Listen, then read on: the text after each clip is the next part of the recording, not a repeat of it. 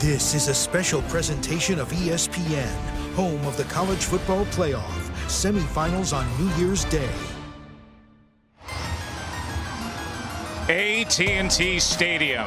For years, it has featured some of college football's biggest moments, from national championships decided to the grand tradition of this bowl game.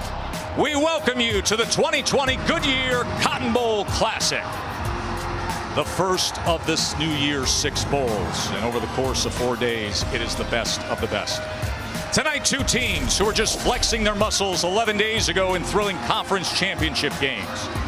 The SEC East winners, the 7th-ranked Florida Gators, against the Big 12 champs, number 6, the Oklahoma Sooners. And that means we have star quarterbacks. There is Spencer Rattler, the Sooners' first-year quarterback. And there is Kyle Trask, one of the Heisman finalists, a Texas native back home. Alongside Dusty Dvorak, I'm Joe Tessitore. Greg McElroy, who is normally by my side, is dealing with COVID protocols. Greg, we wish you the best with your health. Dusty, a big theme tonight is stepping up and filling in. Thrilled you're with us. Joe, holy moly, am I excited to be here with you tonight. It pays the bills, my friend. No doubt. We've got big-time talent on the field tonight. However, one of the big stories developing in the last 24 hours, opt-outs. Holly Rowe is going to be along in moments to give us the latest with that.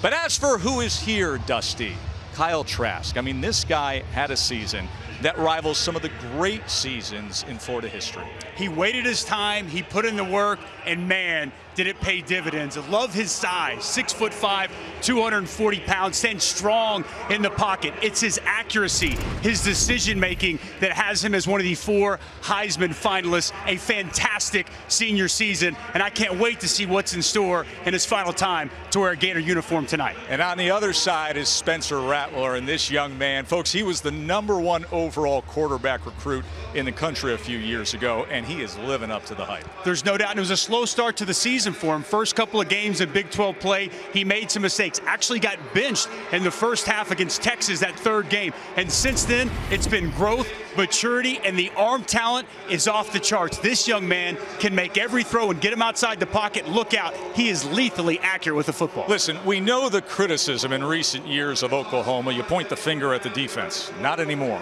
No, not anymore. Year 2 of Alex Grinch, and this defense is how they're winning football games now. And it starts up front with one of the best defensive lines the Sooners have had in over a decade. Ronnie Perkins, as you see, is there. And all these guys, the movement, the penetration, the disruption they create has been the catalyst to an outstanding season on the defensive side. Now, as for the big news that has been developing leading up to this game, Holly Rowe, get us set with the realities of what we're dealing with. Good evening to you. Well, good evening, guys. There are some players missing for Florida. In fact, quite a few. There's about 60 scholarship players available. 9 starters are out after 7 guys decided to opt out and focus on their NFL future, while 6 others are unavailable due to COVID or other injury situations. Guys, there are young players, though, who are hungry for this chance tonight. Dan Mullen said, our future is now. The Florida future can be dynamic tonight. They are looking for young guys, particularly in the wide receiving room, to be exciting and be dynamic. Look for number 3, Xavier Henderson. Kyle Trask is here. He's going to elevate these young receivers. Opportunity. It's a great thing for so many players tonight. Now, Dusty, 2020 has been a wild ride for both teams, and for the Gators, it was evident right from the start they were going to be dangerous with their offensive weapons. One of the most prolific offenses in all of college football, the best passing attack you've seen. 3 narrow margin losses, but Dan Mullen in year 3 has the Gators back in the SEC title game this year. You know, Dan Mullen had a great visit with us yesterday. He was reflecting on the year, saying amazing that this is going to be game 12 here and their 4th top 10 opponent. As for the Sooners, now they didn't have their full roster of stars available early on, and it cost them with a couple of early losses. It was a slow start, especially to Big 12 play. 1-2 start of the season, 0-2 in Big 12 play, but they finished up as strong as anybody in college football and claimed their 6th straight Big 12 title. And Lincoln Riley, 4th year, 3 straight playoff appearances, and now a chance for this bowl win. No other Oklahoma coach has had as many wins in their 4th year leading the Sooners as Lincoln Riley has had. Oklahoma wins the toss. They elect to receive. Charleston Rambo is back for the McPherson kickoff. They're allowing for nearly 18,000 to attend this Goodyear Cotton Bowl Classic here at AT&T Stadium.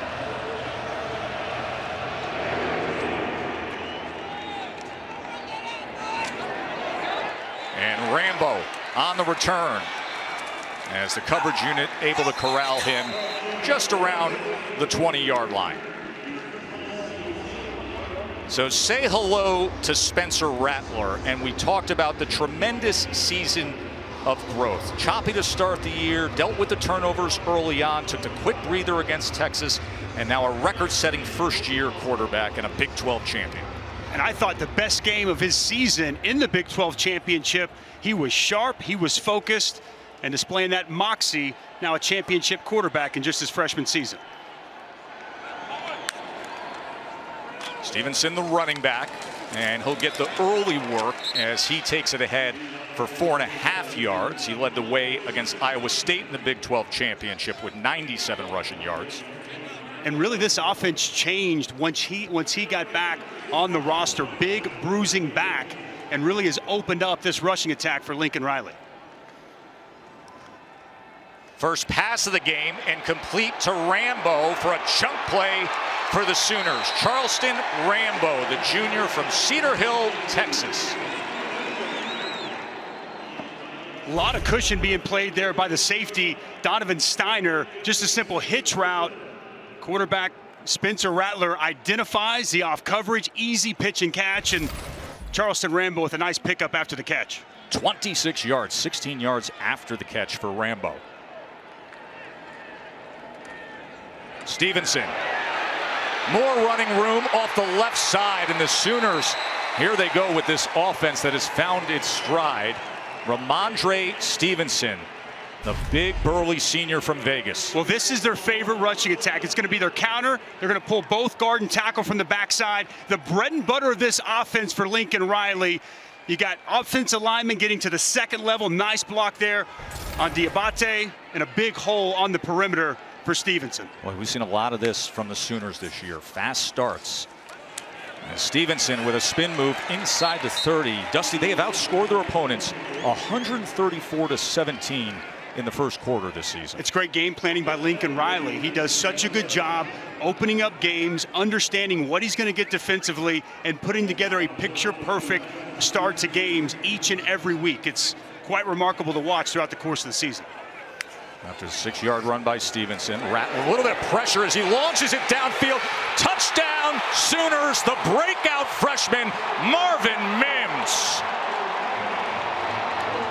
27-yard touchdown, Rattler to Mims, and Rattler stood in there tough. Well, Lincoln Riley told us this week they thought they had a special player in Marvin Mims, but not this special. You see him working out of the slot, uncovered. Steiner again, given too much space. And Spencer Rattler, nice find, nice throw, quick touchdown for the Sooners. 9 touchdown catches on the year for Marvin Mims from Frisco, Texas. Comes back to the DFW area and does that to open up this Goodyear Cotton Bowl Classic.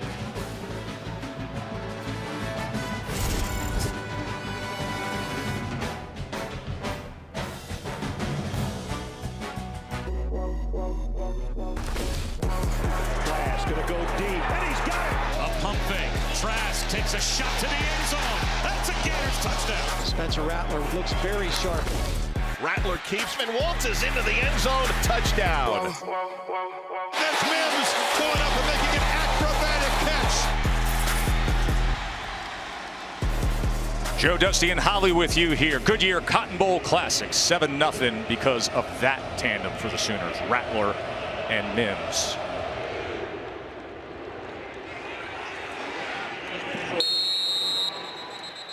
Take us through it, Dusty, the damage that they've done. Well, Donovan Steiner is not in good position. Look right here. You just see Mims, and he's just going to work right here, and it's perfectly identified by Spencer Rattler. Pressure by Bernie in his face, stands strong in the pocket, and delivers an absolute dime over the shoulder. Too much room, safety couldn't get back. Easy pitch and catch from Rattler to Mims. Marvin Mims, who broke the Oklahoma freshman touchdown catch record this year. And now here comes the Heisman finalist, Kyle Trask. Dameon Pierce in the backfield to start things off for the Gators. Remember, top 4 pass catchers not in action, and he goes to Justin Shorter right away. We expect Shorter to be a big part of the weaponry tonight. Kyle Trask, who led the nation with 43 touchdown passes.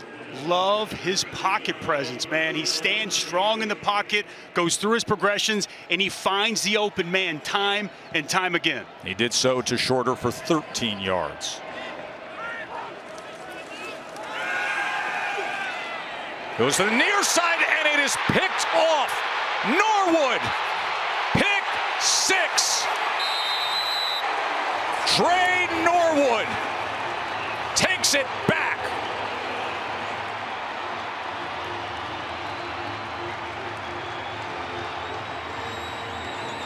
Wow, what a start for the Sooners. Coming into this game, Trey Norwood had 4 interceptions in his last 5 games, make it 5 out of 6.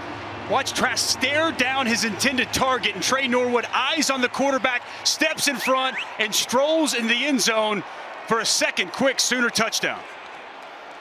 Remember, only 5 interceptions thrown all season by Trask. And on his second throw of this Goodyear Cotton Bowl Classic, Trey Norwood houses it. His 5th of the season. And the young Spencer Rattler is saying, we got energy early. 14-zip Sooners.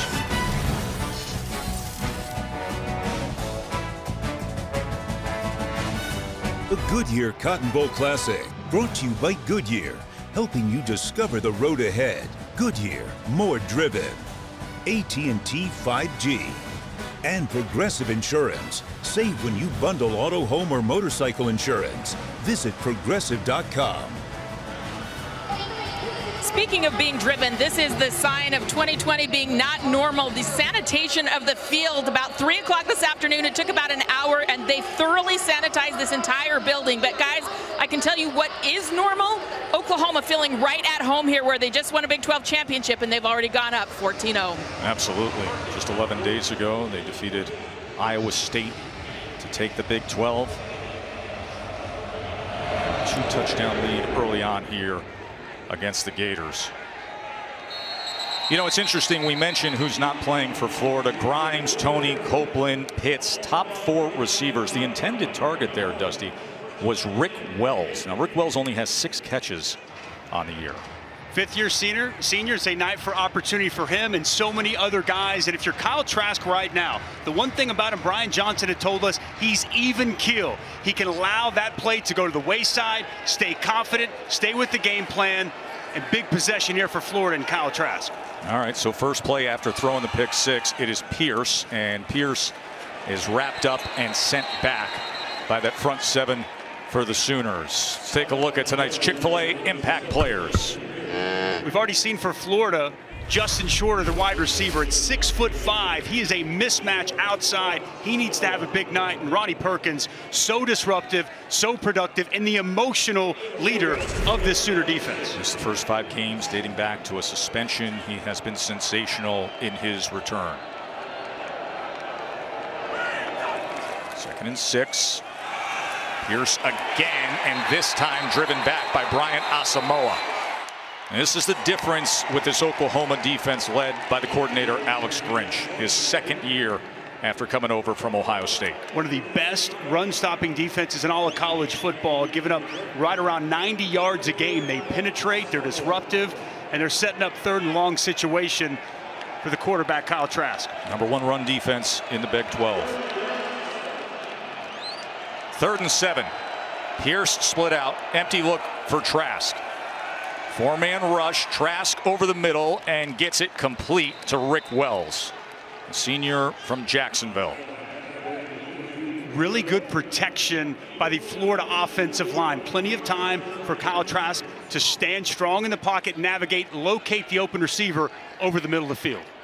10-yard reception there. Pierce comes back to flank Trask on 1st down. Trask. Another first down toss as he goes to Zipperer, Keon Zipperer, one of the two tight ends filling in for Kyle Pitts, the All-America, who is headed off to the NFL. And right here, Zipperer uses his body to work against the defender, works himself open, and an easy pitch and catch for Kyle Trask. And with those tight ends, they played a lot this year and productive when Kyle Pitts was out of the lineup. 13-yard reception for Zipperer. And now sprint right, and then a little slip to Zipperer. Well-designed play as he lowers the shoulder and goes ahead for 10.5 yards. He sold this so well. Sells that he's blocking initially. Excellent job drawing the defender. You see him right here. Hold tight on it as if he's blocking the defensive end. And the release is out last second. A nice find by Kyle Trask. Nice response here after the pick six in this second drive. Awkward handoff there, but Pierce makes the most of it as he works his way to the 32-yard line. Nick Benito with the tackle. We've seen this Florida offense go away from the run game at times and really lock in throwing the football. Down some of their weapons, I think it's imperative that they establish a line of scrimmage, run the football, and take a little of that pressure off of Kyle Trask and these young receivers. Of course, Florida led the nation passing yards this year, came in at 388 per game. 2nd and 5. Trask. That ball is intercepted, deflected and intercepted by Asamoah. And now on the return, and Kyle Trask, the Heisman finalist, has thrown 2 interceptions this early in the first quarter. Yeah, and this is one Kyle Trask wishes he had back. Kamari Gamble, he is open in the middle of the field, throws it high and behind his intended target. Used to throw into the 6'6" Kyle Pitts, and it's Gamble unable to bring it in. Ball's in the air, the old tip drill, and Brian Asamoah, right place, right time for the second Sooner takeaway in as many drives. Rough start for Kyle Trask here tonight.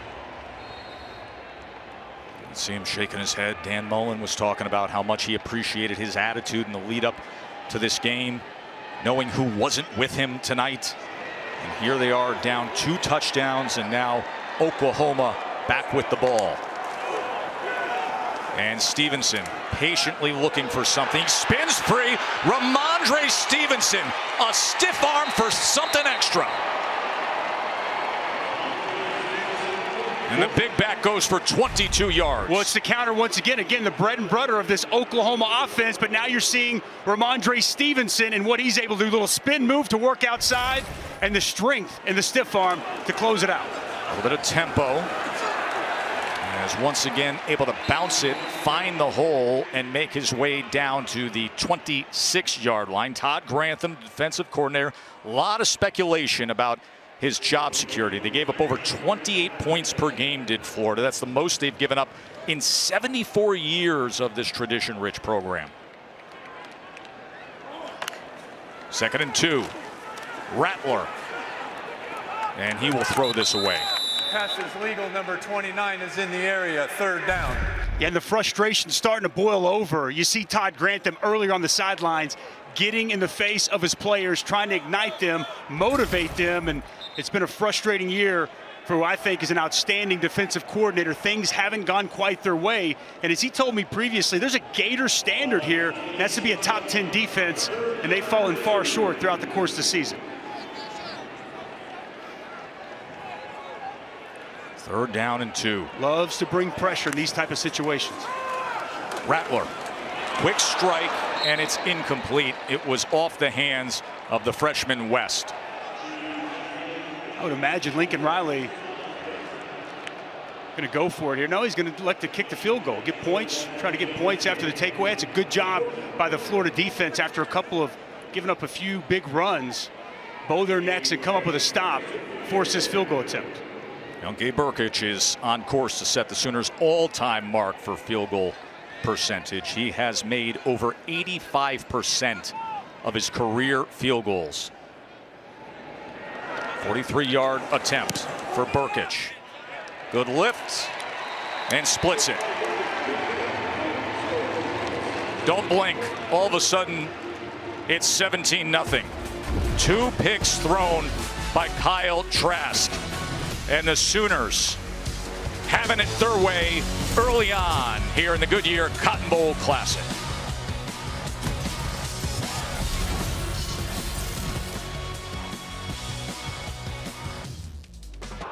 Oklahoma scored 17 points in 3 minutes and 16 seconds of action. We told you the fast starts that they put forth. 17-0 here at AT&T. Trask, 2 early interceptions. Through 5 all year. He's thrown 2 here in 2 possessions. Shorter thought about taking it out, and he does after hesitating. And he took a big hit in doing so, and a flag is down.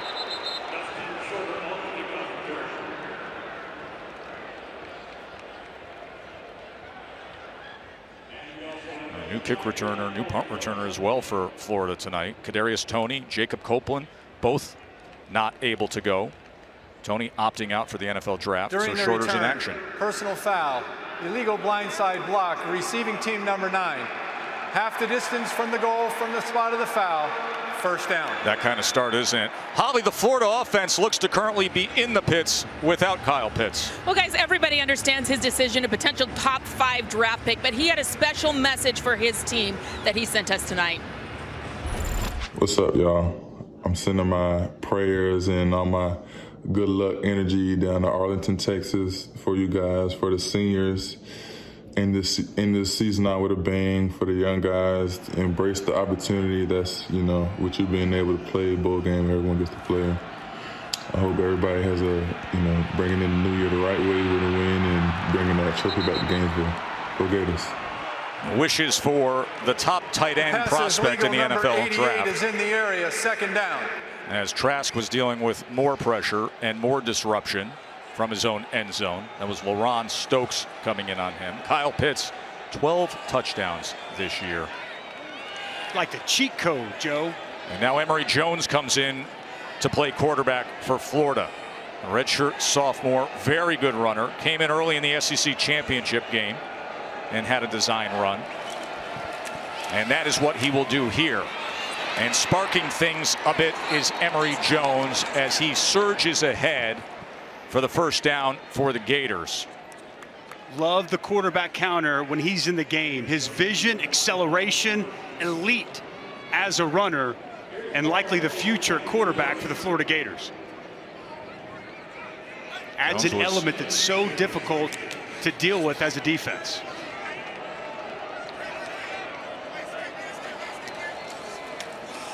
This is now Davis. And Davis struggling to find much there with big Perion Winfrey and Brian Asamoah, who had the interception moments ago. Perion Winfrey has been a very good force on the interior of this Oklahoma defense. He was a highly recruited JUCO transfer.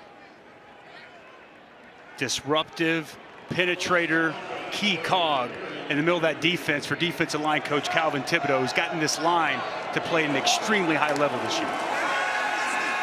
Davis with time on second down, a shot downfield, and it's complete. That is Trent Whittemore making the effort to the outside. The 6'4" redshirt freshman, good body control there. Back shoulder throw by Emory Jones. A nice adjustment on the football by Whittemore. Had a nice start to the season, was injured against Arkansas, broken rib, punctured lung. He's back, he's healthy, and a big play down the field. 25-yard reception for Whittemore. So the Heisman finalist comes out, the backup Emory Jones comes in, and all of a sudden Florida's finding a little bit of something. Malik Davis will cross midfield. Want to remind you, college football playoff semifinals coming your way New Year's Day on ESPN and on the ESPN app. And of course, #1 Alabama taking on #4 Notre Dame in the Rose Bowl presented by Capital One. That's 4 o'clock right here on this field. And then Clemson and Ohio State in the All-State Sugar Bowl National Championship coming your way on Monday, January 11th. Trask back in. 2nd and 6. And Trask will get it complete. And again, it's Whittemore. So Jones comes in, runs for a first down, has the downfield completion. Trask now comes out as they're platooning on this drive and goes 22 yards to Whittemore. And now, interestingly, Anthony Richardson, number 2, the true freshman quarterback, is also in with Emory Jones. Could be a trick play scenario here, Dusty? No question. They told us a little bit of a gadget. They showed it against Alabama and look to feature it again once tonight. Maybe a double pass here. So watch the slot near side for Anthony Richardson. They give the look of it, but instead a strike over the middle, and that was well defensed by Asamoah, who got his hand up in the passing lane. Boy, Emory Jones fortunate not to have the 3rd interception here early in this game for Florida. Stares down his receiver, throws it right to Brian Asamoah, gets in the throwing lane, and misses his 2nd interception of the night. Mistake by Emory Jones on 1st down. And now Trask comes back in. 2nd and 10. 4-man rush. Trask steps up in the pocket and will have the 1st down as he goes to Weston. Jamarcus Weston with his first catch. He's been playing special teams, but with Copeland and Tony and Grimes all out, you're going to see many of these young guys. As you mentioned, Joe, stepping up in the pocket, that's what he does so well that translates to the next level. And against him, you don't need edge pressure. You need pressure right in the middle in his face. Nice job by Kyle Trask. Good response drive by Florida here. Davis trying to find something. Instead, he sees David Ugwebu, a sophomore linebacker. He's got great athleticism. He comes up with the tackle. Great size too, Joe. 6'4", 250 pounds. He was at the line of scrimmage jack linebacker for them last year. That rush backer that they have, and moved to 2nd level, and has really helped improve this defense. 2nd and 8. Trask. Wobbler to the end zone, and he throws his 3rd pick of the 1st quarter. Woody Washington swipes it. The ruling on the field is the pass was intercepted in the end zone. The result of the play is a touchback. Timeout on the field. The quarterback with the statistical superlatives that dazzled all year long. The guy who led the nation with 43 touchdown passes, framed against only 5 interceptions. Picked off again.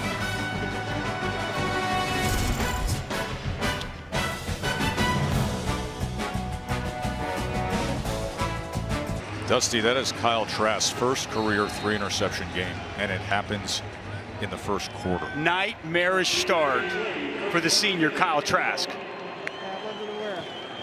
Just when they were driving and hoping to find something, instead it's back to business with Stevenson and the Sooners. Number 29 of the offense helmet came off through play. He may not participate in the next down. And it's timeout for an injured player of the offense. It was Nick Benito with an inside move who hit the arm of Kyle Trask. As you saw that hand, the ball come out of his hand funny, and he missed a wide open Jamarcus Weston in the end zone. The frustration mounts for the quarterback, Kyle Trask. And right now, the medical team for Oklahoma is out on the field. They're looking at Marquise Haynes, the starting left guard. Let's go down to the field to Holly.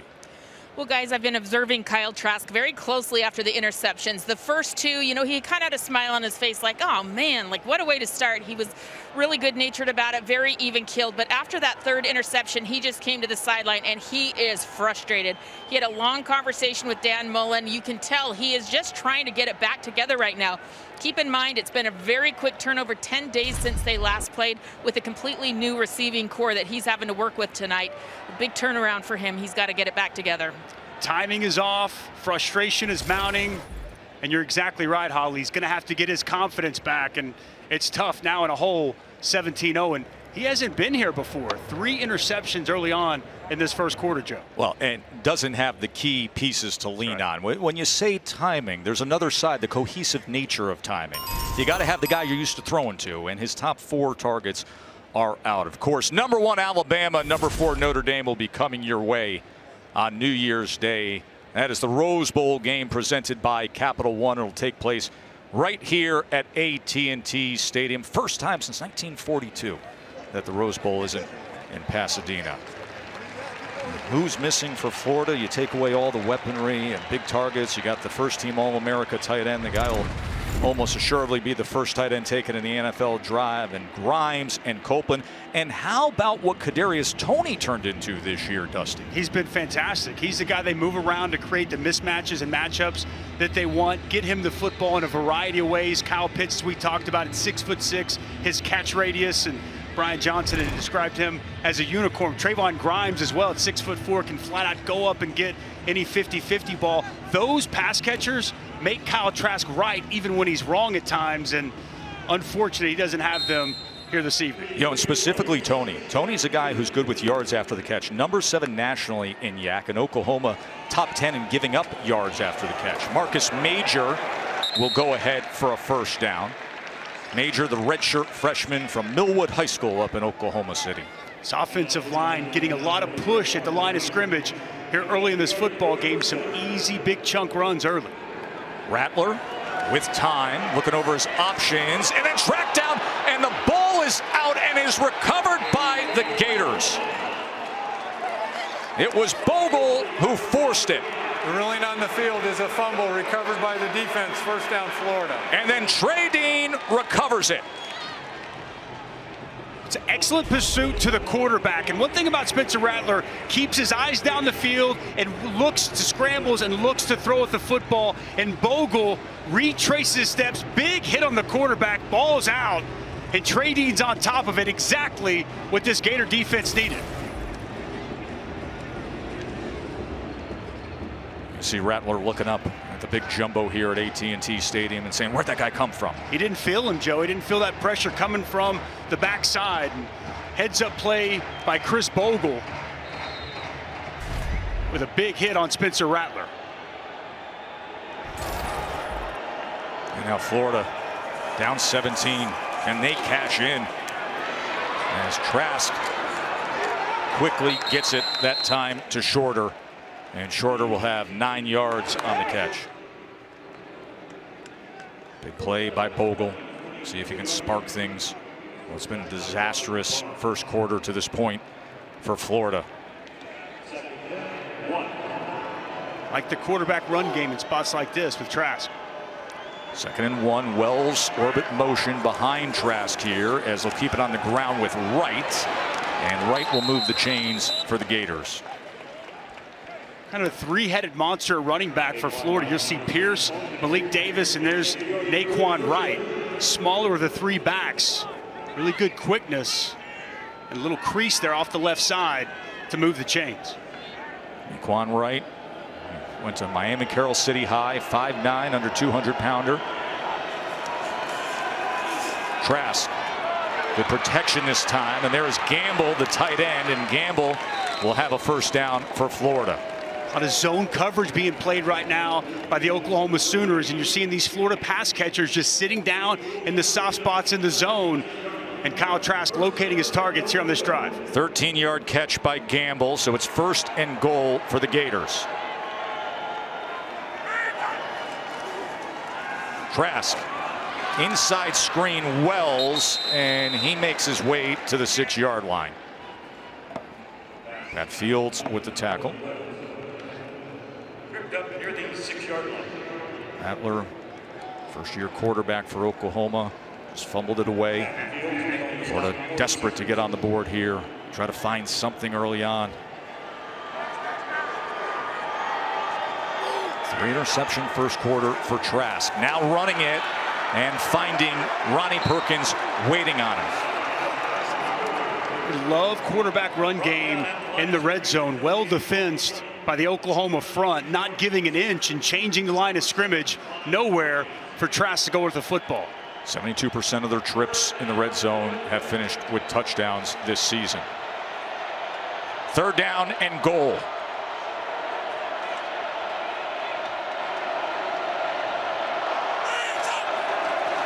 Trask is going to run it on 3rd and goal. Didn't have a chance.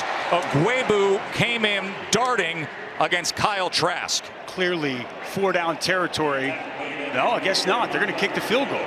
What do you make of that play call there, Dusty? Surprised. Back-to-back quarterback counters with Kyle Trask. I mean, it's a part of their offense, as we just mentioned, but you would feel like if you're going to run that on back-to-back plays, you're going to utilize 4 down. Surprised by the play calling from Dan Mullen. Very conservative with a senior quarterback. Evan McPherson comes in for just the 21-yard attempt. And the goose egg is gone. They take the fumble recovery and they turn it into 3. You got to cash in to get points in that spot. And I understand that Kyle Trask has thrown 3 interceptions, protecting them a little bit, but uber conservative. Florida, a total of 2 turnovers in the first quarter of games this season in 11 games.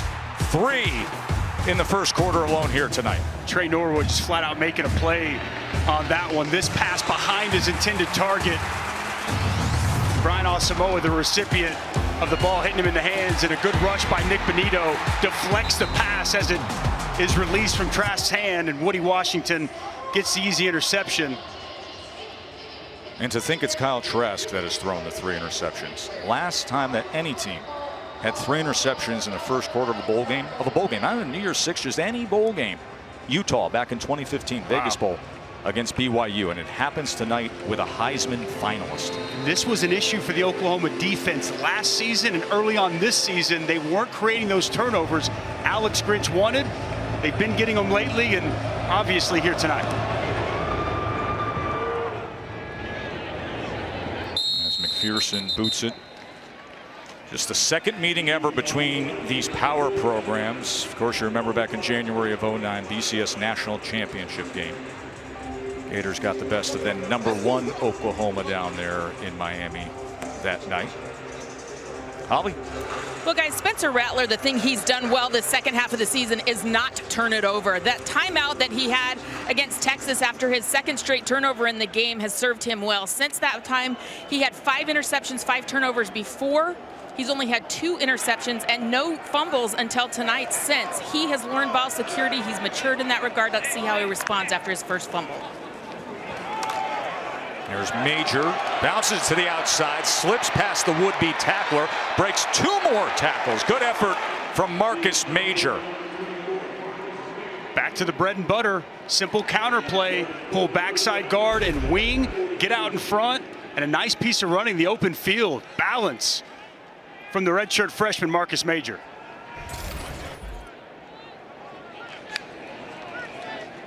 Rattler, play action. Look at the time he has. He's going to take a shot downfield, wants all of it, and nearly gets it with Rambo. But play action is how Spencer Rattler likes to dial it up.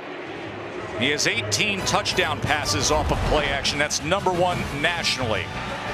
17-3 Oklahoma. The defense doing their job with the 3 picks. A 2-touchdown lead for the Sooners here at the end of 1 in the Goodyear Cotton Bowl Classic.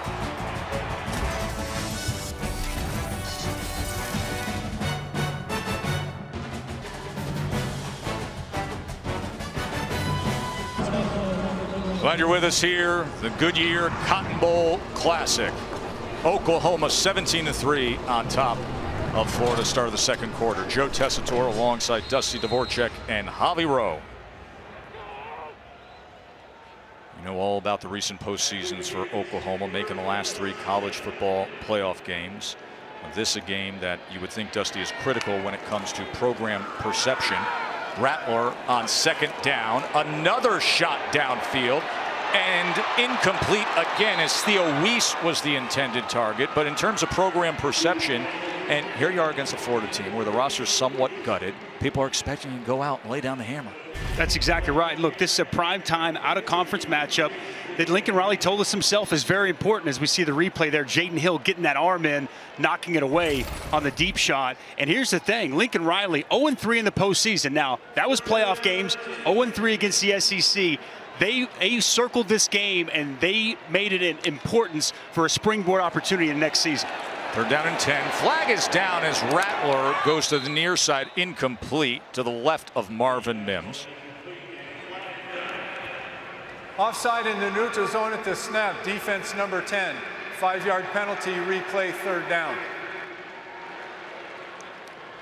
Holly, we haven't seen Austin Stogner in a while, the very talented tight end. He's out there for Oklahoma now. That's right. They didn't think he would play tonight after the most bizarre injury. He got hit in the quad against Kansas, and that quad then got infected. They said he had strep that went down into his quad. He had to have surgery to remove the infection. He was just out on the last play. That's a big get for him to be back. They're down at 5. Pressure on Rattler, and they're able to get to him. Bogle cleaned it up. Dante Lang came in. And a botch protection off the left side. You're going to see Lang just come right here off the edge. And 77 Swinson, he bumps down inside. Nobody stays. He picks up the blitzer and leaves a man laying off the edge free. Spencer Rattler's going to have to identify that, see that. Nice job by Todd Grantham dialing it up and getting off the field on 3rd down. That's Xavier Henderson, the freshman punt returner. New returners for Florida tonight with all the opt-outs. So he's put into action. He corrals the fair catch at about the 12-yard line.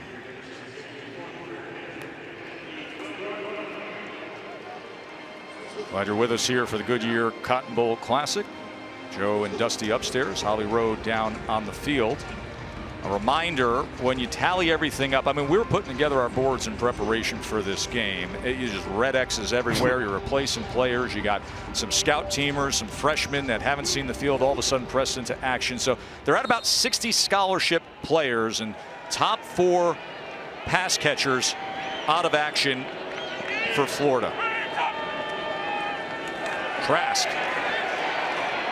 Too high that time for the intended target, Gamble. Of course, one of those top 4 is his favorite target, Kyle Pitts. All right, Dusty, what's the answer here for this Florida offense? They're going to have to get the ground game going. We haven't seen them run the football very effectively. I think if they can take some pressure off, get Oklahoma to load up to try to stop this run, will open up some things down the field for these inexperienced pass catchers. 2nd down and 10. Davis shifts back to flank Trask.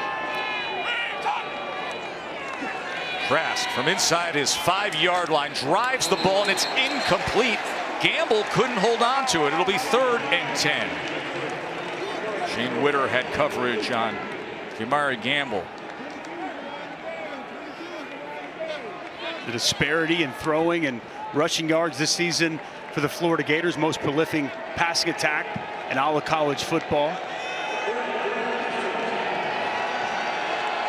3rd and 10. 4-man rush. Trask gets it complete, and right at that line to gain is Zipperer. Excellent awareness of where he was on the field. Makes the catch, gets north and south right now just enough to move the sticks and keep this drive alive. Strong hands going up and catching that football as well. Well, strong hands of Pitts, though, are miss. I mean, what he did against Alabama, going for 122 yards, had the touchdown to pull them within a score. And once again, going to Zipperer, the tight end. And it looks like he's going to try to lean on Gamble and Zipperer a bit here. I think all the production that isn't here for Trask, and that's why Mullen said, hey, I just love his attitude this week. I love his approach and his competitive spirit of knowing what he's in store for, wants to play ball, wants to get out there and take on this challenge against Oklahoma. Greatly improved defense over the past year. 2nd and 6 to the outside, and he connects with Malik Davis. And now finding a rhythm. Reminder, Monday, January 11th at 8 Eastern on ESPN. It will be the College Football Playoff National Championship presented by AT&T. Bama and Notre Dame, Clemson and Ohio State. Then we will get to the 2 on Monday the 11th. Emory Jones in at quarterback.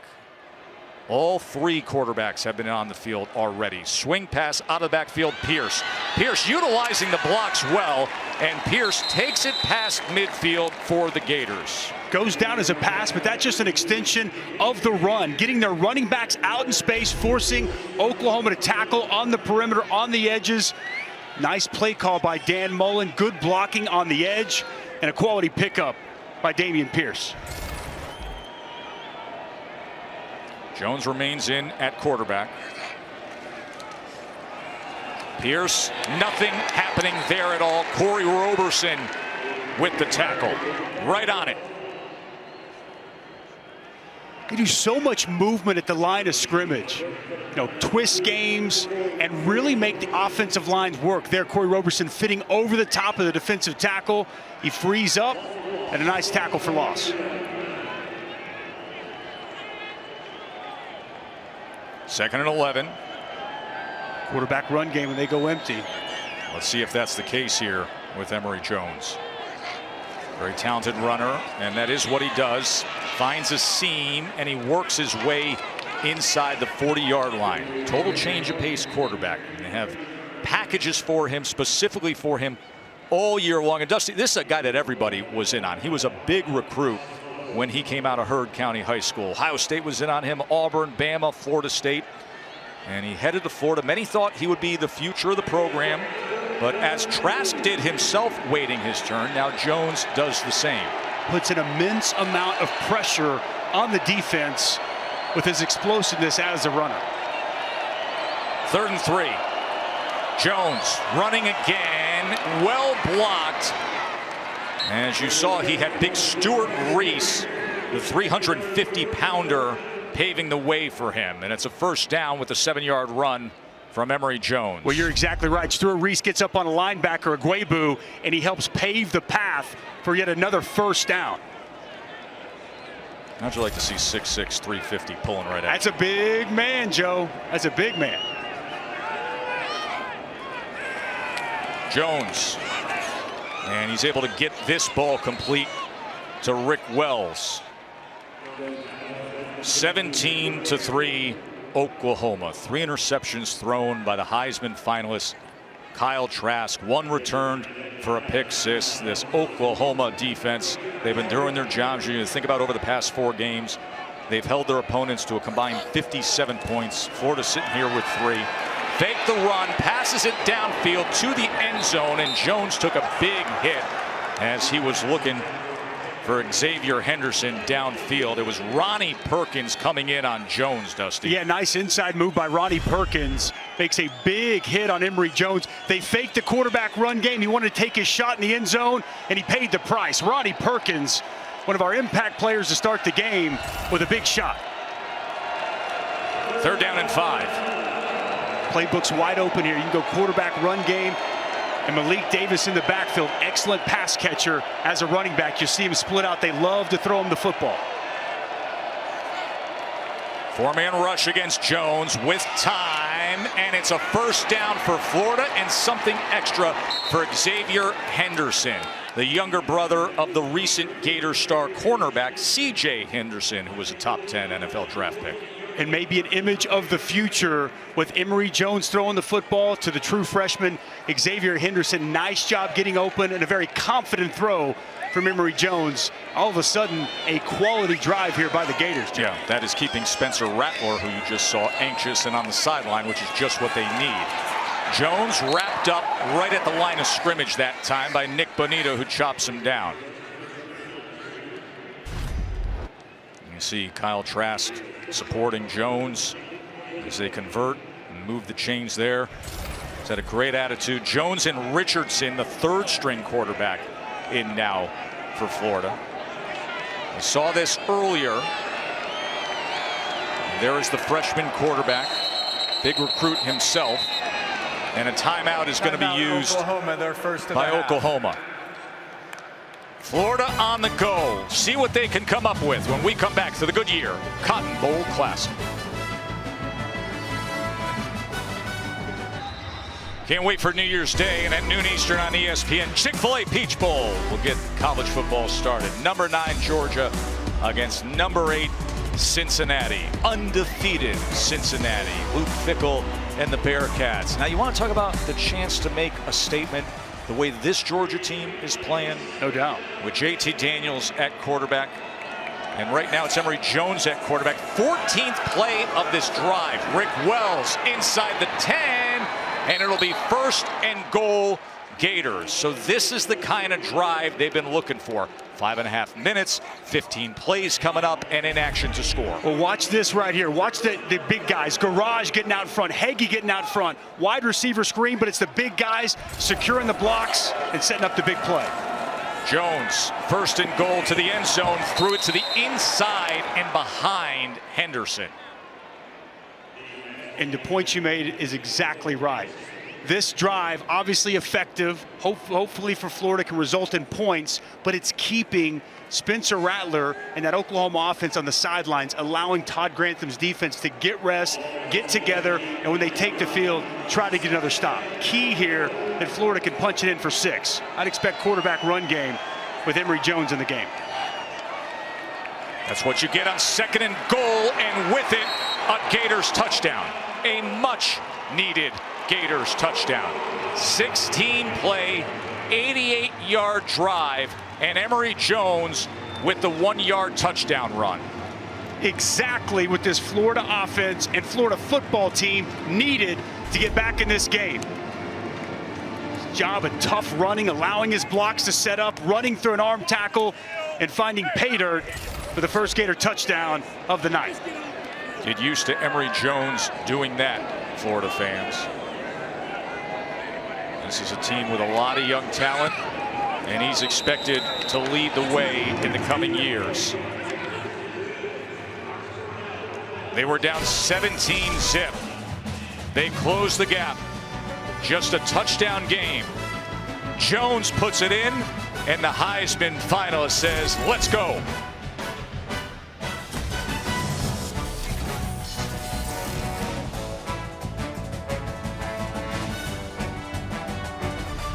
The Goodyear Cotton Bowl Classic, brought to you by Taco Bell's Nacho Fries and Capital One. What's in your wallet? You think Dan Mullen had a little bit of fun coaching the Gators this year? A lot of people said there wasn't a lot of fun getting through the season. It was taxing. It was exhausting. You see him with Coach P there, the legendary Paul Pasqualoni, who's a special assistant to Coach Mullen. But somewhere along the way, it went like WWE heel turn for Dan Mullen, and the Gator fans couldn't get enough. A little wild and crazy this year for Dan Mullen. Some brawls going on, jumping in the stands, and a crazy year all the way around.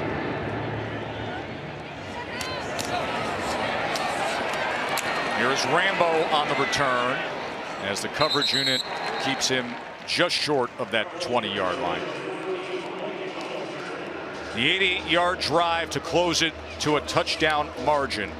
OU sitting there, they've probably been prepping for the passing game of Kyle Trask, and they got a big dose of Emory Jones in the QB run game. Well, you know, coming in, Emory Jones is a changeup. They use him, you know, for a handful of plays throughout the course of the game, but an entire drive, and it looked pretty clear to me, gave the Oklahoma defense a lot of problems with Emory Jones in the game. We'll see when the Florida offense comes back on the field if they go back to Trask or they stick with Jones. Remember, it nearly used 6 minutes of clock there, so Rattler and company weren't in action. And now back to Ramondre Stevenson. Holly. You talked about the hard work Emory Jones did on that lengthy drive, and guys, he did a lot. He actually lost his lunch after that was seen to by the athletic trainers. He's working hard over there.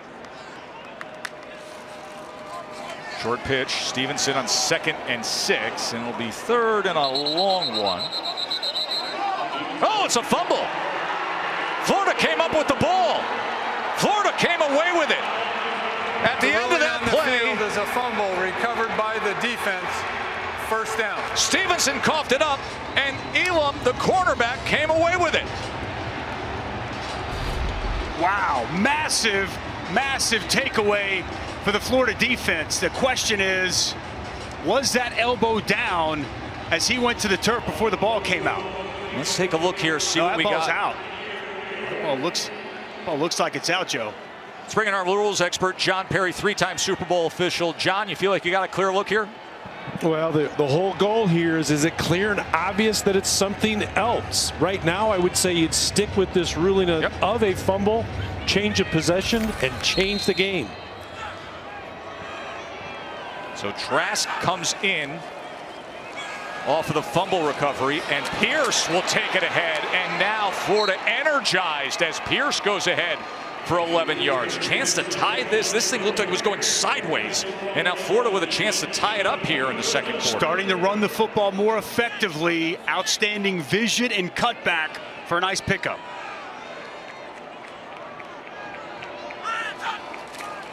Kyle Trask play action, quick out as he goes to Jaquavian Frazier, the freshman, You know, Frazier, another one of these guys that's brought up. Haven't seen him all year long, but with Tony and Grimes and Copeland out, he's getting playing time.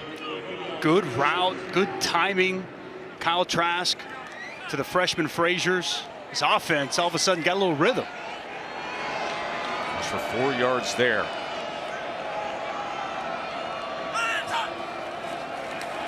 Second and 6. Trask looking over options, and then he's taken down. And it was Isaiah Thomas with his 9th sack of the season. Bonita also getting in there. But it's outstanding coverage down the field. Kyle Trask goes through all of his progressions. Nobody comes open. He can't locate an open receiver. And as you mentioned, Isaiah Thomas, he's been so key to this defense. The MVP, him and Nick Benito with a big play. 3rd down and 9. After the fumble recovery, what can they do with it? Trask backpedaling and throws it short and low and incomplete, looking for Gamble. Once again, pressure being applied by Ronnie Perkins. It's Ronnie Perkins, it's Nick Benito. It's two of the best guys that they have. You'll see him come off the edge here. Ronnie Perkins unblocked, nice stiff arm. Nick Benito in his face. A nice stop for Alex Grinch's defense. So Evan McPherson trots out there. Currently #1 all-time in SEC history in field goal percentage at 86% made. This a 35-yard attempt. And they take the fumble recovery and turn it into a quick 3. Looks a little different now, doesn't it, folks? More the way you want your New Year's 6 bowl to look. Just a 4-point game here in a Goodyear Cotton Bowl Classic. This season, for every field goal and extra point made by participating universities, All-State will make a contribution to the university's general scholarship fund. Thank you, All-State, for that. 17-13. Florida has found a little something. Defense doing their job, and the offense getting on the board. This is Rambo from the goal line. And Rambo with a good return as he turns the corner and out near the 40-yard line. That is where Rattler and company will start. Trask and Jones trying to get their Gators all the way back against the Sooners. Take a short break and we'll be right back. Oklahoma was up 17-zip. It's now 17-13.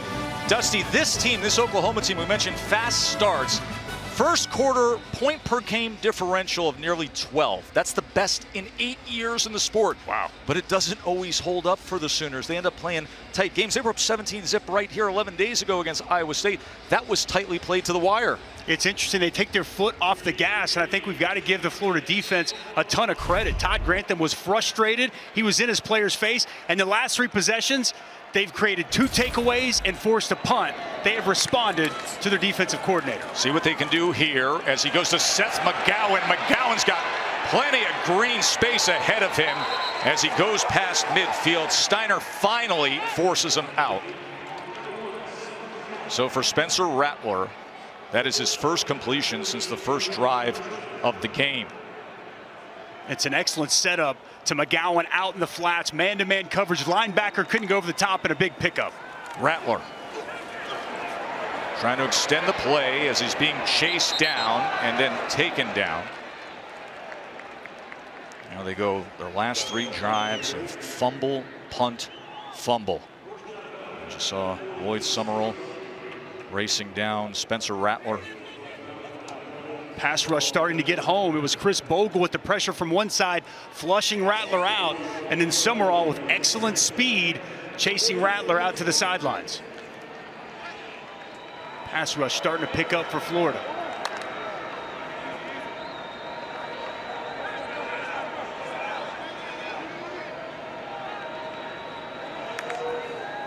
Second and 14 as he goes quickly to Stoops. Ball is out and Stoops was able to fall on it. Drake Stoops, the 5'9", 190-pound sophomore, the son of the legendary coach Bob Stoops. Young man who had one of the most memorable moments of the season, the game-winning touchdown catch in the Red River rivalry game. Well, it's an excellent adjustment on the football, reaching out behind him and catching the ball. And James Houston rips that ball out. And Drake Stoops smartly jumps on top to avoid yet a third first-half fumble. 3rd down and 4. Pressure up the middle. They pick it up. Shallow cross. This is Weiss and Theo Weiss inside the 10. And the Sooners come right back with that 36-yard touchdown, Theo Weiss.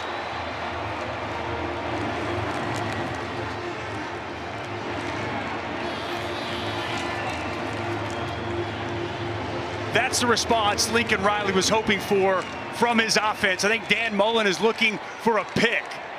Crossing routes across the middle help free up Theo Weiss. Florida's in man-to-man coverage. Weiss comes clean. Rattler puts it out in front, and the speed of Weiss gets to the end zone.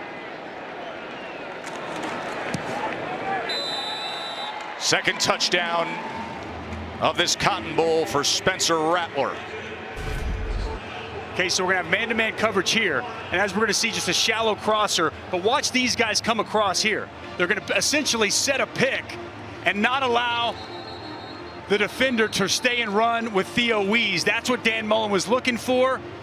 It's a good play design, helps free up the wide receiver, and excellent speed in the open field from Theo Weiss. You know, listen, we've been dealing with this in college football for years. What do you call it, a rub? You would call it a pick? How do you listen? John Perry, when you're officiating a game, what is that threshold that you're looking for? You know, go to use basketball, block, charge. If you get those feet set, then you've got a charging situation. So it would be on the defense. If you don't have your feet set and you're making contact, it's on the offense. In this situation, the ball is thrown at or behind the line of scrimmage. No foul. I like Perry. He's Makes good. Sense, nice and digestible. That was nice good. And clean. Educating. Like that. 4:08 until halftime. It's an 11-point game. Shorter will let it go into the end zone. So Spencer Rattler, 116 passing yards, couple of touchdowns. See the last drive as they get on the board. It was a strange second quarter. It was a fumble, punt, fumble, and then they come up with that. Meanwhile, they start off the game with a touchdown drive and then the pick six. They had the field goal and they were up 17-7. A little surprised we haven't seen Emory Jones again yet. The lone touchdown drive of tonight, that 16-play clock-chewing drive from Emory Jones. Last time we saw him. Kyle Trask here again. Here's Trask, national leader in touchdown passes, as he'll check down to Wright. And Wright will take that 9 yards. There is Emory Jones. Jones has 31 yards rushing and the touchdown run for the Gators.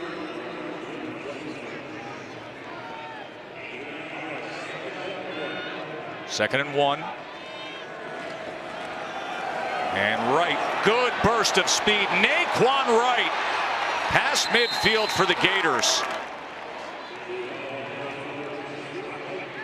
As now they're looking to respond here. 26 yards from Wright. The vision from Naquan Wright. He sees this hole open up, accelerates through, and a big pickup. The second quarter, the ability for Florida to establish the line of scrimmage and run the football has really helped keep them in this ball game. Here's Trask on first down. And that was batted away. Good work from DJ Graham, the true freshman corner. Remember, Trey Brown, their star cornerback, opted out early. He announced that he would forego this game 2 days after the Big 12 championship. So an opportunity for DJ Graham to show his stuff. Good length, athletic, true freshman with huge upside, outstanding play on first down. Second down toss, in cut, incomplete. Rick Wells couldn't secure it. Radley Hiles on the coverage. It'll be 3rd and 10.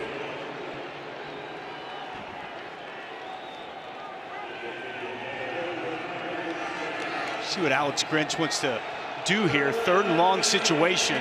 Doesn't want to bring added pressure. Guessing he's just going to rush forward and drop 7 into coverage.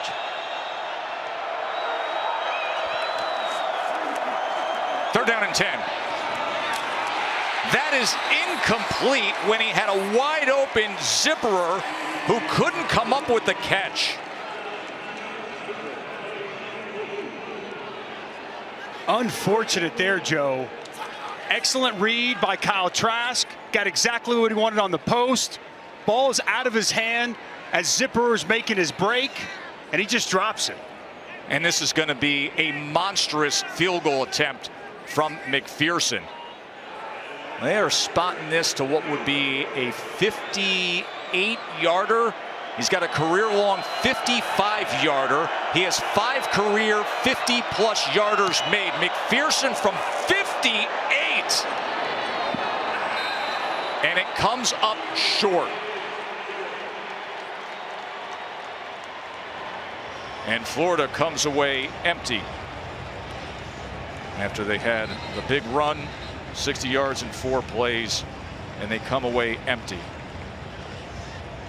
Time now for our countdown to the CFP National Championship presented by AT&T as we get you set for what will be the Rose Bowl game presented by Capital One. Well, they've got so much talent in this offense, and you better get to Mac Jones because you can only cover these wide receivers for so long as we see Devontae Smith come open and stroll into the end zone. This is what Notre Dame wants to do. They want to bring pressure, as we'll see here, the first matchup against Clemson. They get the ball out of his hand very quickly and don't allow those routes to come open. Going to be such a key. Can Notre Dame, can they get the pressure on Mac Jones needed to slow down that offense and passing attack? There's Bridges trying to spin free. Trajan Bridges, the sophomore who was suspended for the regular season, then finally cleared to play in the Big 12 championship.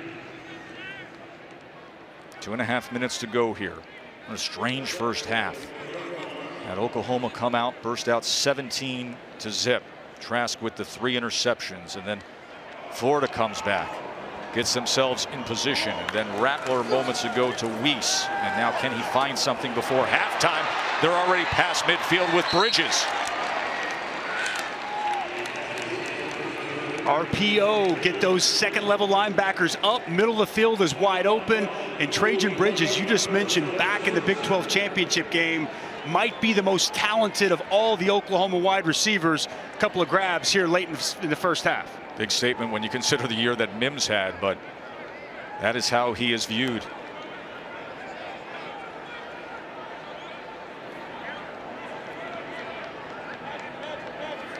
So after the 20-yard completion to Bridges, first down now, and they'll keep it on the ground with Stevenson. And Stevenson, nice spin move against Elam on the outside. Brad Stewart was able to make the tackle. 4 yards for Stevenson. Oklahoma going to put their foot on the gas. Hurry up. Get this play off. Rattler. Second down, drifting back, lofts it downfield, had a man wide open. As you can see, Charleston Rambo stumbling to the ground, knowing it was a missed opportunity. Just overshot Charleston Rambo.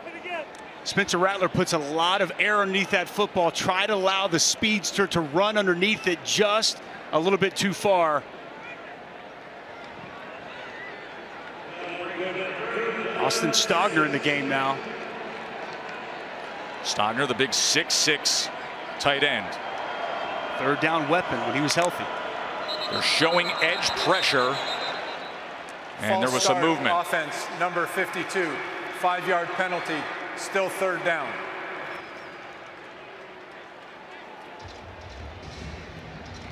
There's Marvin Mims, not the typical night we have seen out of him this year. Did have the 1 catch early on that got them on the board, but then he's been quiet since.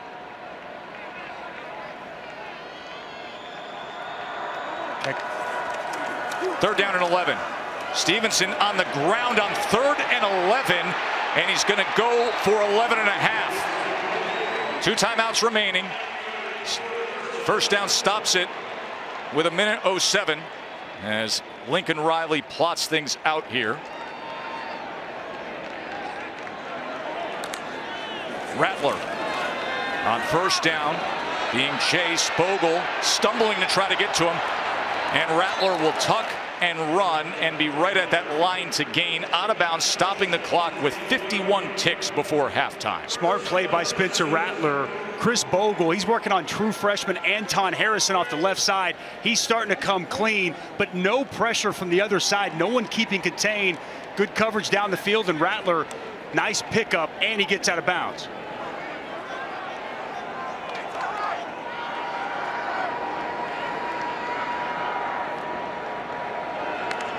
Stevenson shifts out. He looks that way, comes back to the middle, and in doing so, finds a wide open Austin Stogner. A flag is down. Well mapped out play by the Sooners, and we'll check on the flag here. We've got a Pac-12 crew leading the way tonight. Chris Coit is the referee. Illegal substitution, defense, 12 players on the field. The penalties declined. The result of the play is a first down. The result of the play is a 12-yard reception by Stogner. And now Todd Grantham, you see him looking on concerned. His defense met the challenge when he got in their faces earlier tonight. But right here towards the end of this second quarter, Rattler and the Sooners are getting going. Can they cap it now? First and goal. An area where Jeremiah Hall, a big weapon for this Oklahoma offense in the red zone. Stevenson. Blockers in front. Stevenson down to the 1-yard line. He had some Mack trucks plowing the way there. And then Bernie was able to get to him. It's that counter once again, bread and butter. Hayes, Harrison out in front. Quick to the line, second and goal. Rattler pulls it, spins his way in. Spencer Rattler.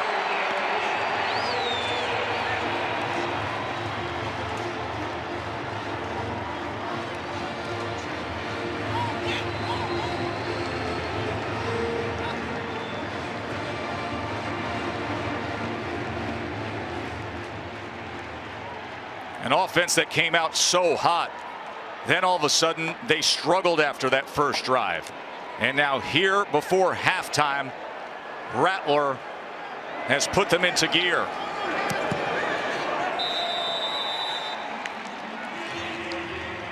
Well, it's an outstanding read by Spencer Rattler. Andrew Chatfield, watch as he comes down inside, and you'll see Spencer Rattler make the read. It's a give read, and he rolls into the end zone and makes it 6. As Chatfield worked down, it's great vision by Rattler. Identifies it, knows he can get to the edge, knows he can get into the end zone, and caps off a quality drive for the Sooners. Look at those eyes on Spencer Rattler. Folks, you're going to be hearing this name for a long time. Everybody who followed recruiting and what was happening out at Pinnacle High in Phoenix knew all about him. And then he came in this great run that they've had of all the Heisman quarterbacks who make it to the front row, from Baker to Kyler, Jalen Hurts, and all the success that Lincoln Riley has had during his 5 years as both the offensive coordinator and the head coach, and now the homegrown one, Spencer Rattler, the guy who's going to have the long run and the long ride. Sensational season as a redshirt freshman. And he's been at his best, Dusty, in the first halves of games. Came in with 25 touchdown passes on the year, 16 of them in the first half.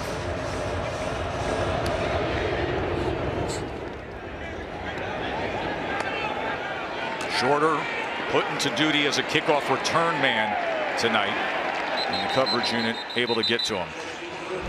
But that first half of Spencer Rattler tonight, thus 31-13, my man. Showing a little bit of everything here tonight. Here's early on to Marvin Mims, the outstanding touch where only his guy can get it. This is an easy throw, put it out in front.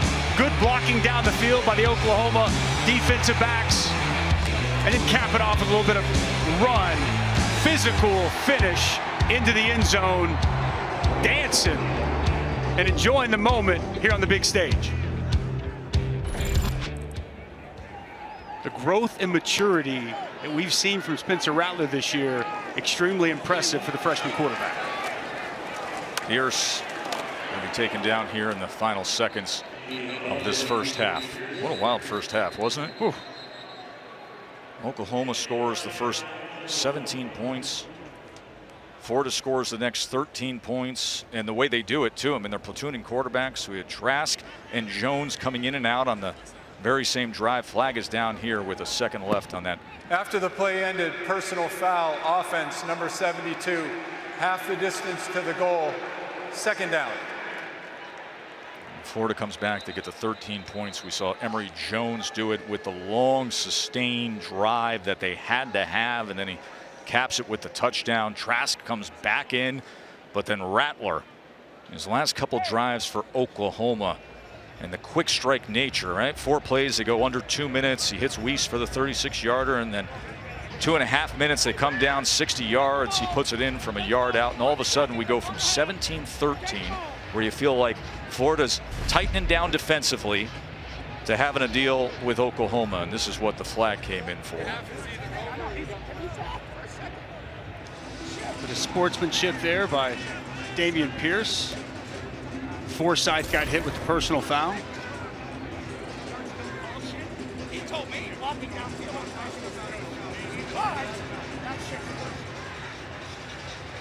Dan Mullen having an exchange with this Pac-12 crew. He's pleading his case. First time he's ever coached here at AT&T Stadium. Okay. Because the foul occurred with under a minute and the game clock running, it's subject to a 10-second subtraction. Please reset the game clock to 0. That's the end of the half. Double zeros on the board here at the Goodyear Cotton Bowl Classic. Spencer Rattler, 2 touchdown passes, the touchdown run. Nightmare first quarter for Kyle Trask, throwing 3 interceptions. And the Sooners, the Big 12 champs, up 31-13 as we come to halftime here at the Goodyear Cotton Bowl Classic.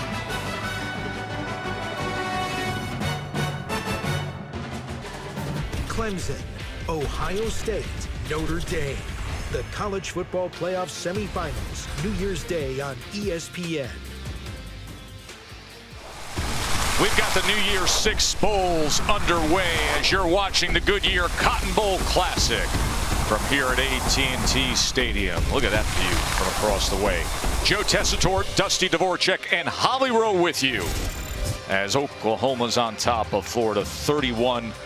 6th ranked team in the country, Big 12 champs. Spencer Rattler with a couple touchdowns just before halftime of the touchdown pass, the touchdown run. He started off the game, did the star quarterback Rattler on the opening drive. Dusty had 52 yards, had the touchdown to Marvin Mims. Then 4 straight incompletions, went over 22 minutes of game time without a completion, and then found that rally late. Well, I thought that Oklahoma's ability to run the football, Ramondre Stevenson was in beast mode in the first half. 11 carries, 97 yards, almost 9 yards a clip. That set up a lot of things, throwing the football. Spencer Rattler getting it done via the air and the ground. And how about this Sooner defense? We talked about it coming in. 3 early takeaways, tight coverage down the field. Things went according to plan for Lincoln Riley in the first half against the Gators. Now the Gators offense, and you brought it up, as you see Rattler. Meanwhile, on the other side, we've seen Trask, the Heisman finalist, the star quarterback, who's getting set to come out here. And we've seen Emory Jones, the big recruit, who many feel is the future of the program. And the offense more efficient, more productive with Jones so far tonight. Trask has 35 plays, Jones 16. Jones had the long scoring drive, had the touchdown run. He's going for 6.8 yards per play. We'll see how much we see him here in the second half. I think this opening drive, Joe, is extremely important that Florida has some production. Trask, sprint right, shows the arm to the outside. Diving effort from Rick Wells. Holly. Guys, obviously the first half didn't go how Kyle Trask would have liked. But keep in mind, after that SEC championship game, they let their kids go home for Christmas. When they came back, they've only had 3 practices together as a unit with this new wide receiving group and all these new pieces around Kyle Trask. That's a big reason they're trying to settle in and get that timing right here in this game. The timing critical. He connects for 12 yards there, then lofts it, and that could have been intercepted. Woody Washington made a play on the ball and then was falling on his backside as he had a chance for an interception. Extremely well played by the redshirt freshman Woody Washington. He plays the running back in the flats, continues to get depth, makes an athletic play, reaching up, deflecting the pass, and almost coming down with his second interception of the night. 2nd and 10.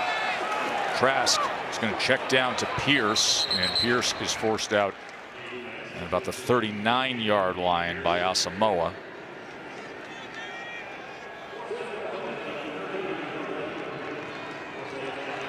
Wow. See what Florida's been able to do in the 3rd quarter of games this season. And scoring opponents 124-41.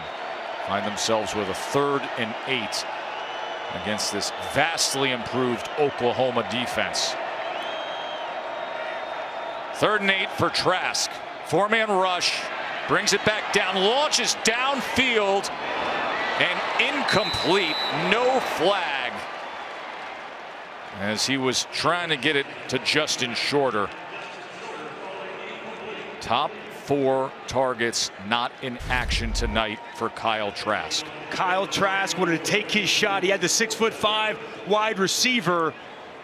Shorter's got good position on the football. A little bit of a push there by Trey Norwood as Shorter goes up to get the football, unable to bring it in. And this opening drive comes up empty for the Gators. Jacob Finn on to punt away. Senior from the Paxson School in Jacksonville, Florida. His first season as the starting punter. And the Townsend brothers for so long. Flag is down all the way back. And that'll be a delay of game. Offense, 5-yard penalty, still 4th down. As they'll back up Finn. Headsets on for Trask. Spectacular through 11 games. 8th highest total of touchdown passes in 11 games in FBS history. And then what has been a struggle so far tonight. On January 5th, we will have the virtual ceremony of the Heisman Trophy. Chris Fowler will lead the way. Devontae Smith, the outstanding receiver, is right now the odds-on favorite to take the 25 pounds of bronze. Had a visit with Devontae today as we're preparing for the broadcast on Friday. It's interesting to hear Mac Jones and Devontae go back and forth as they get ready to be on this field for the college football playoff semifinals. Number 1 Alabama taking on number 4 Notre Dame in the Rose Bowl game presented by Capital One, coming your way 4 p.m. Eastern on New Year's Day.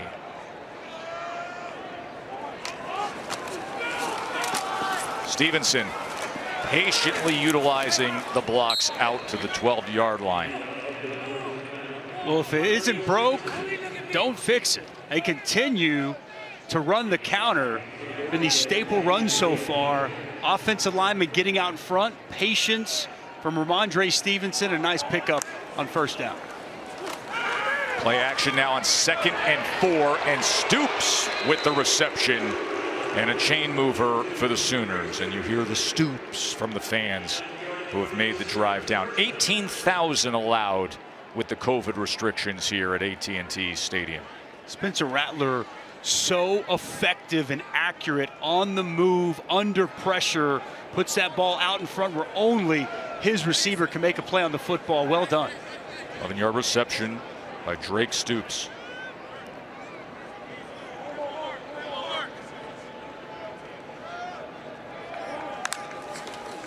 Stevenson already over 100 yards today. He'll be adding to that total as he is out to the 31-yard line.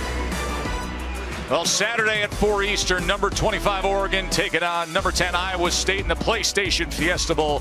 And then an interesting one in the Capital One Orange Bowl. Texas A&M, 5th-ranked team. A lot of people thought perhaps they should have got that 4 spot against UNC. Mac Brown and the Tar Heels in the Capital One Orange Bowl at Hard Rock Stadium. A couple of good matchups there. Can't wait for these games to happen. Pretty fun. 2nd and 3, and just a yard that time as Hopper makes the tackle of Stevenson.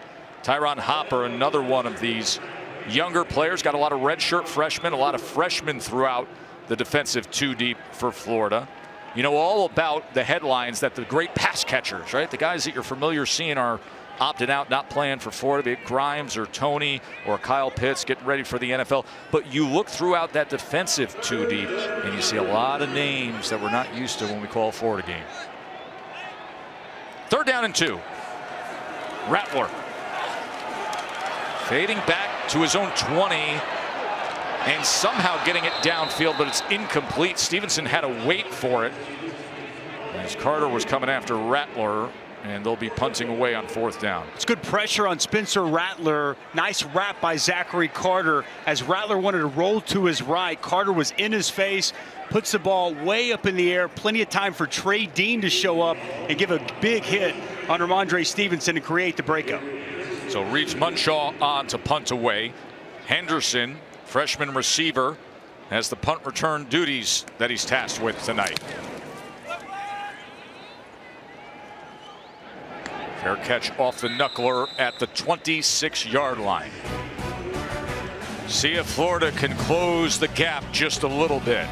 Festive holiday scene in and around AT&T Stadium. More from the Goodyear Cotton Bowl Classic after this short break. Don't go anywhere, folks. December 19th, we were watching the Gators, and Trask put up 46 against Alabama, and look at the single season school records, and consider the greats that have played at Florida. Consider who we're talking about when you say single season records. And now there's Trask looking on as Emory Jones comes in to play quarterback again for the Gators. Had the long drive and the touchdown run earlier. Naquan Wright with a burst off the right side.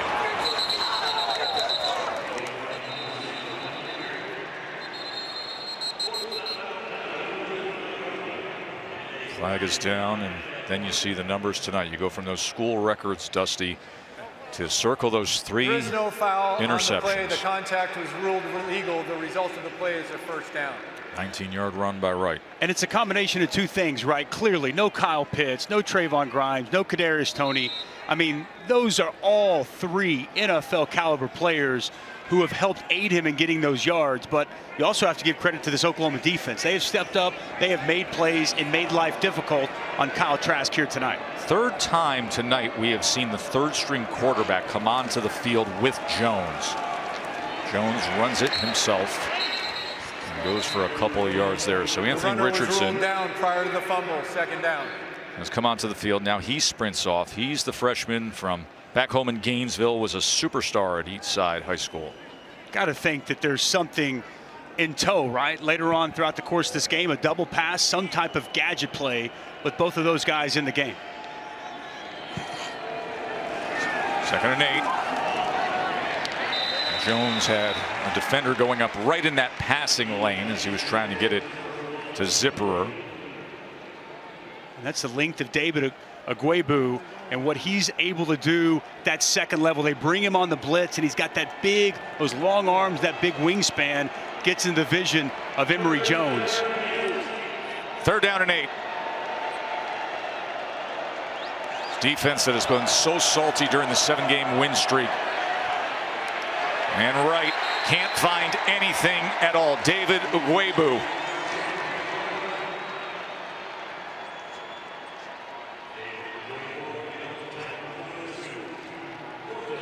Just talked about David Agwebu and his length, and he's got the running back, and you see him run and blow up Rick Wells, fights through the block and gets the TFL on 3rd down. A couple of nice back-to-back plays by the linebacker.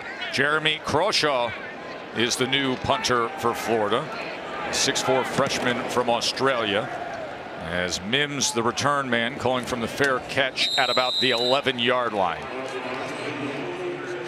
So Jones didn't do much better, and now Rattler's going to have the ball back in his hands, up 31-13 when we return to the Goodyear Cotton Bowl Classic. Bowl Classic, brought to you by Goodyear, helping you discover the road ahead. Goodyear, more driven. And Taco Bell's Nacho Fries. Now that's a boot, Dusty. Everything's bigger in Texas. I got the big boot. Little holiday spirit here. Florida, third straight year that they're playing in a New Year's Six bowl. And they've run into an Oklahoma team that, listen, folks, if you gave up on Oklahoma when they were sitting there at 1-2, if you said, what does it matter, not going to be in the CFP4, they had a stretch and they just kept getting better and better right through that Big 12 championship. And now look at what they're doing to Florida, a team that's well gutted when it comes to opt-outs. Told you in the range of about 59 scholarship players for Florida, and really missing a lot when it comes to the offensive playmakers. Rattler out of the backfield is McGowan, and McGowan is tracked down from Amari Burney. All right, so in terms of opting out, and we've seen this trend this week. Now I understand, you got COVID, and it's been that kind of year, but Mack Brown said, listen, I want to see the expansion of the playoff, because as we'll get to this play here with McGowan as he breaks a big one. Seth McGowan. Can they track him down? Finally they do near the 10. Donovan Steiner, and a flag is down.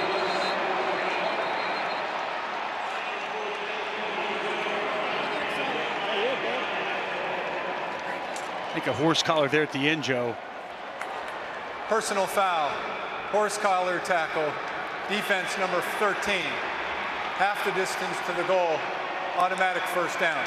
73-yard run by McGowan. And it's outstanding blocking on the edge. You see big 59, Adrian Ely, Creed Humphrey, Tyrese Robinson all help secure blocks and open up a big 73-yard run for Seth McGowan. This rushing attack of Oklahoma, I think, really been the story offensively. Their ability to win the line of scrimmage and run the ball at will has been really impressive against this Gator defense. First and goal. And Stevenson in as the back next to Rattler.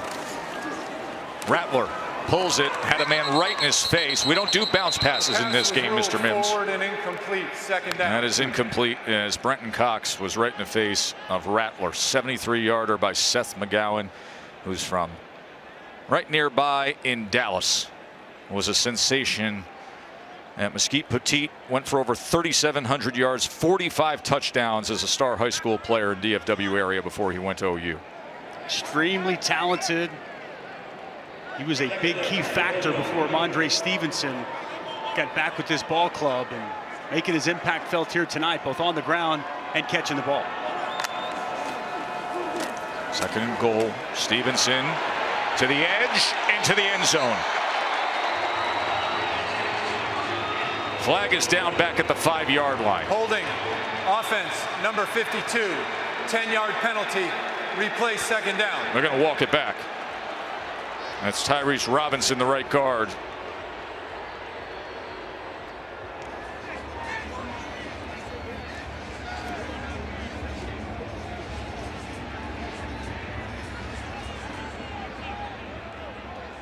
He was trying to plead his case, but to no avail from the official.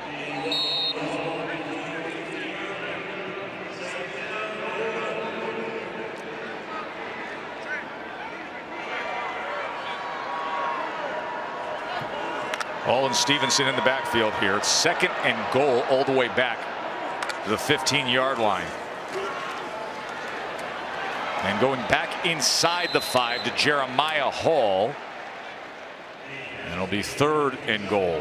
That's what gets set up when you run the football so effectively. Play action pass, and that's Jeremiah Hall, who's the H-back. He's a fullback, fakes the block on the linebacker, comes wide open in the middle of the field, and Spencer Rattler locates his target. Is there a Dimitri Flowers type? They've often utilized that kind of player in that position. Third and goal for Oklahoma. Rattler looking left, batted and incomplete. Bogle got up and denied it.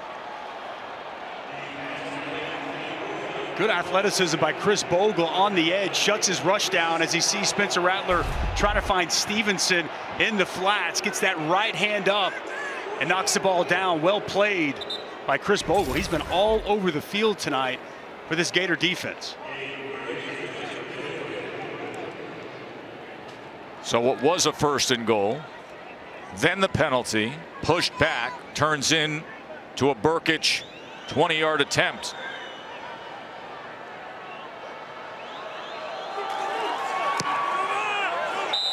And he puts it through.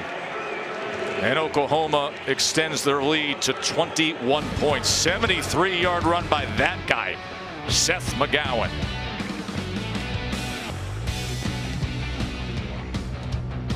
Hey, Florida's trailing by 21, and they're greatly impacted by opt-outs, star players not playing. UNC head coach Mac Brown said this recently. He said, listen, I want to see the expansion of the playoff system because since we have the playoffs, you don't have the emphasis in the bowl games. We're seeing a lot of guys opt out throughout the year for the bowl games. He says, put it to 6 or 8 because what we've learned is, Dusty, nobody opts out of the playoffs. So sort of forces your hand as to where college football is right now, that if you expand the playoffs, you're going to get more participation. But here's the problem. Listen, I love the bowls. I love the great tradition.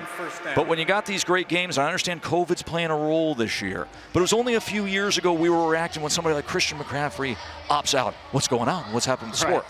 Now it's commonplace. We're devaluing the bigger bowl games. We're devaluing other bowl games, not the playoffs. The reality is, well, yeah, I think expansion for a multitude of reasons. This is one of them. I'd like to see an expansion regardless, but you're going to have to find ways to continue to incentivize players to want to play throughout the course of the season.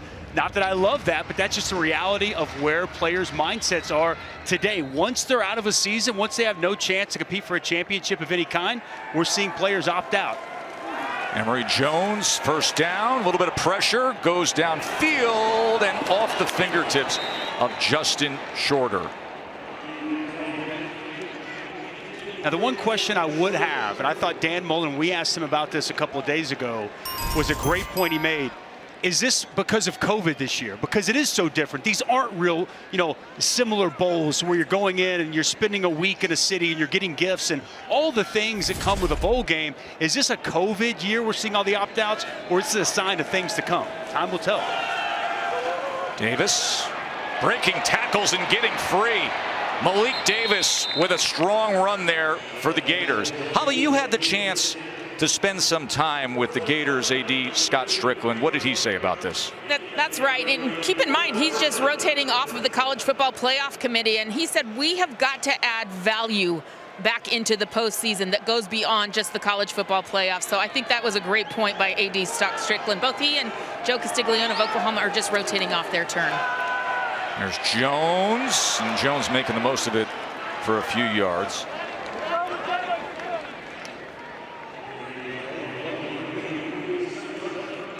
There's Greg Sankey, the commissioner of the SEC, here to see the team that gave such a great fight in that championship game against Alabama. Of course, Greg has been an outstanding leader in the sport this year when the sport has needed to have strong leadership, and he would be at the forefront of many of the discussions when it comes to potential playoff expansion and how the sport will move forward. Keep in mind, going to be major changes affecting the sport with name, image, and likeness. So when you talk about incentivizing things, incentivizing a postseason, that could come into play. That should help, right? I mean, that should be a key component that's going to help guys continue to stay invested. I've heard all kinds of things. Maybe bowls, they start to be able to pay players to play in their bowl games. Marketing opportunities, right? Exactly, marketing opportunities party. with name, image, and likeness, and maybe that's something that continues to keep guys invested and wanting to show up and play. Well, this Florida team, a roster hollowed out without their 4 top pass catchers. 3rd down and 6 for Jones, and that was low and incomplete. A little bit of traffic up front with Nick Bonito for the Sooners playing that rush end position, as Gamble was the intended target for Emory Jones. Nick Bonito has really been going to work on Stone Forsyth on the left side of the Florida offensive line. A lot of inside moves, getting that pressure right in the quarterback's face. Really nice job here tonight by number 11, second-team AP All-American. He's been their best edge rusher all season, and he's shown up often here in the Cotton Bowl. Jacob Thin. Nose down punt, end over end, fair catch. Mims at the 12-yard line. Over 6 minutes to go here in the third. Florida's offense struggling here in the Goodyear Cotton Bowl Classic, second half. the same in college football, right? You know, always railing on the Big 12 defense. They don't play defense, and now all of a sudden they're second in yards allowed, seeing better defense, Oklahoma specifically. And then the SEC, where now the offenses have changed a little bit in the SEC, and now the defensive numbers aren't quite as good in the SEC. I like that word there, juxtaposition. It's fascinating, isn't it, Joe? Because it used to be there's no defense in the Big 12. Stevenson breaks free, and here goes Ramondre Stevenson. We saw McGowan go for 73 yards moments ago, and now Ramondre Stevenson, the big back at nearly 250 pounds, he goes for 49 yards here. Sooners continue to gash Florida on the ground. Bill Bedenbaugh, offensive line coach, is going to be very happy. Excellent job by Hayes kicking out, as well as Anton Harrison. Big gaping hole for Ramondre Stevenson. He's got 161 yards tonight. Pressure off the edge. Could be offside here, so a free shot for Rattler as it goes beyond Mims.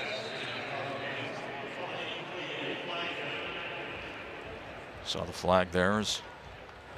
Offside in the neutral zone at the snap. Defense number 15.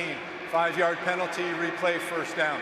You know, previously everybody just pointed to the Big 12, played no defense. They didn't acknowledge the offensive minds, quarterback play, how good the offenses were. But it's fascinating now in the SEC, and they've got fantastic defensive personnel. But look at the offensive coaching staffs that are now in the SEC. Look at the personnel, the quarterback play. It's leveled up. We don't hear that it's bad defense. We hear it's just good offense. It's interesting, the dichotomy between the two leagues and how we view them and how we talk about, is it bad defense or is it good offense? And I thought Nick Saban had the best point earlier this season. And he said college football has changed. You no longer win with great defense because good offense beats good defense. Isn't it fascinating too? Just you think about, why is Nick Saban a great coach? The ability to adapt, and this is a year about adapting. Rattler, he gets free and he'll run for a first down. Holly, you and I were on a call with Coach Saban earlier today, and he talked about adapting. He was talking about recruiting, but that was a big part of his theme as to why he feels his program is at success this year, the ability to adapt. Well, that's right. It's because they signed the top recruiting class in the country, and he said he had to adapt with different Zoom calls and how to communicate players during a pandemic. He said, I've talked to more kids than I ever have before, but he had the quote of 2020 in my mind, adapt or die. The dinosaurs didn't adapt, and we don't see them anymore. Nick Saban, thank you for that gem. We will see Coach Saban right here on this field come New Year's Day against Notre Dame.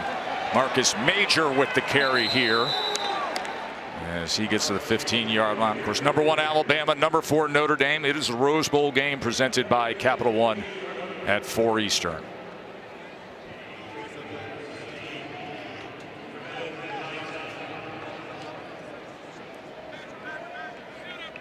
Middle of that Florida defense, they don't have Marlon Dunlop and Kyrie Campbell. And some young guys rotating in with that defensive line there. 2nd and 2. Stevenson to the outside. The block from Stogner, pushes ahead, kept his balance, dances his way in. Every which way. Ramondre Stevenson. Tiny steps, big gains, big score. Big body, tough runner, and you're not going to bring him down with arm tackles. Looks like a tired Gator defense here in the second half as they continue to go back to the well. Looks like the ladder drill here, Dusty. Oh, no question. Watch the footwork, the determination, and nobody gets a good shot on him as he hits the brakes. They fly right by, and he keeps working his way into the end zone. What a night for Ramondre Stevenson. Those are the kind of plays where you appreciate. Yeah, I know 6 foot and 250 pounds, but when you say balance, when you say lower body strength, quick feet, that's what it's all about right there.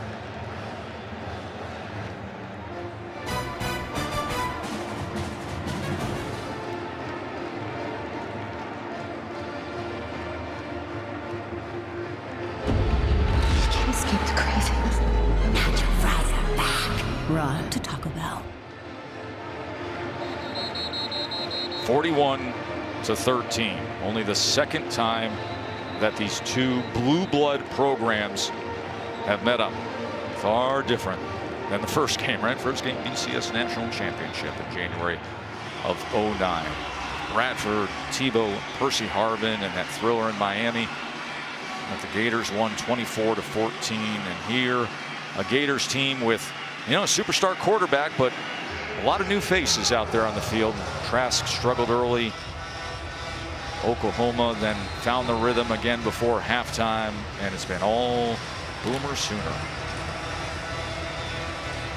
297 now on the ground, Joe, for this Oklahoma rushing attack. Just running the ball at will on Florida here throughout this game. Right on the return. Chance to go down and visit with Holly. Well, guys, Ramondre Stevenson is going off. Remember, he did not get a play in the bowl game last year in that playoff game after a 6-game suspension. He missed the first 5 games of this season, but he stayed in shape. I spoke with the strength and conditioning coach, Benny Wiley, for Oklahoma, and he said he came in and said, Coach, I have to be ready when the suspension is over. He did assault bite work, Stairmaster work. He did extra cardio every single day, and he literally hit the ground running. This young man has a decision to make in the future. If he goes pro after this season, he's definitely made a mark. 17 attempts for 179 yards tonight. Pierce breaks the first tackle, breaks the second tackle before he is knocked out of bounds. You really consider a flag is down on that near side, but you consider who wasn't around early on. The key suspensions, Stevenson. After the play, personal foul, late hit out of bounds, defense number 88. 15-yard penalty added to the end of the play. Automatic first down. You see what Stevenson can do. You see how valuable he is. And then on the other side, defensively, Ronnie Perkins, headline maker. Imagine if they had the full roster earlier this season.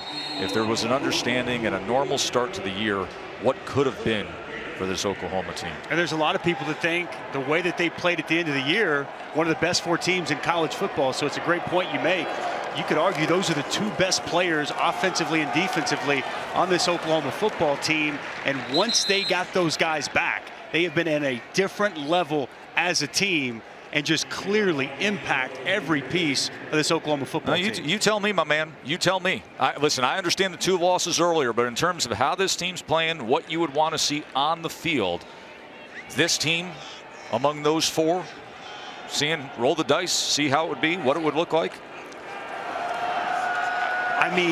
Yeah, but I hear what you're saying, and this is why I would like to see I didn't say they earned it. I'm just saying, but then you look at a Texas A&M team, right? You know what I mean, who put together a quality 8-1 season, an all SEC schedule, beat this Florida Gator team when they were at full strength earlier in the season. So that gets dicey and tough. Do I think Oklahoma could compete with Notre Dame and potentially beat them? Absolutely, but what you did on the field and what your resume is, I think that has to matter. There's no doubt. Hey, I'm not making the argument for it. I'm just saying the way this team's playing right now, how much would you like to see them get a shot? No doubt. And then we get back to that old expansion conversation, don't we? Of what would happen if we were at 8? What would happen if we were at 6? And a team like this that's playing better ball as the year goes on gets their at-bat. And I'd like, if you win your conference championship, you get an opportunity to compete for the national championship, right? I think that's another way to, make the conference championship games matter that much more. 4th down and 1, and Jones will have it and a lot more as he strides his way inside the 20-yard line. Gives a little something Pat Fields, the safety. And Emory Jones running the football has been one of the most effective aspects of this Gator offense here tonight. Quality hole off the right side. You see the acceleration from Emory Jones. Richardson in the game as well. We've seen this personnel group multiple times with both quarterbacks. You see number 2 Timeout, out there to the top of your first screen. And a half, 30 seconds. Dusty, we're getting set for New Year's Day. College football playoff. Clemson and Ohio State will dance that dance in an all-state Sugar Bowl. I can't wait for this matchup, man. It's going to be so good. And here's the thing with these Clemson wide receivers. You want to go up to the line of scrimmage, you want to press them, you better get to Trevor Lawrence quickly, because if not, a guy like Amari Rodgers is going to make you pay with the big shot down the field. And Ohio State, they found something with the former Oklahoma running back, Trey Sermon. How about Wyatt Davis and company up front being physical? And you'll see here they influence the defensive end up. One cut by Trey Sermon makes a couple of guys miss, and it's off to the races as he had himself a ball game in the Big Ten Championship with over 300 yards on the ground. I can't wait for this matchup. A lot of trash talking, a little bit of rivalry. It's going to be fun. Here's Jones on first down as Davis gets it out of the backfield, spins his way inside the 10. Now, there was news today concerning that game, the college football playoff semifinal that we'll see at the All-State Sugar Bowl, and that's that Clemson will be without their play caller. Tony Elliott, longtime offensive coordinator, he tested positive for COVID-19. How much does that concern you? I mean, it has to concern you quite a bit. I mean, he's done an excellent job calling the plays, but as long as Trevor Lawrence is still there, Joe, I think that offense is going to function just fine. Davis right at that line to gain before he was tackled by John Michael Terry. Elliott's been the play caller for 6 years with Clemson, but they won't have him available come Friday against Ohio State. Of course, Ohio State trying to avenge things from a year ago in the postseason. That has been a great source of motivation.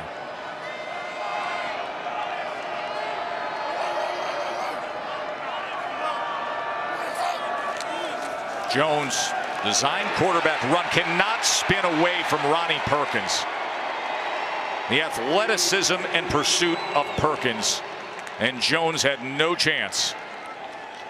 Well, it's about pad leverage, and he's going to split a double team. Watch him work right here. He's going to split this double team, square back up, and make this play. Splits the double team, knocks off the puller, and makes the play. That's a quality individual effort by Ronnie Perkins. That's the end of the third quarter.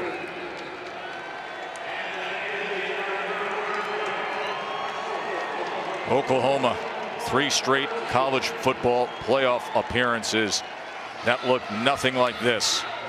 Get their chance to come out here and make a statement as to where they are and where they're headed. We're headed to the fourth quarter, and it's all Sooners.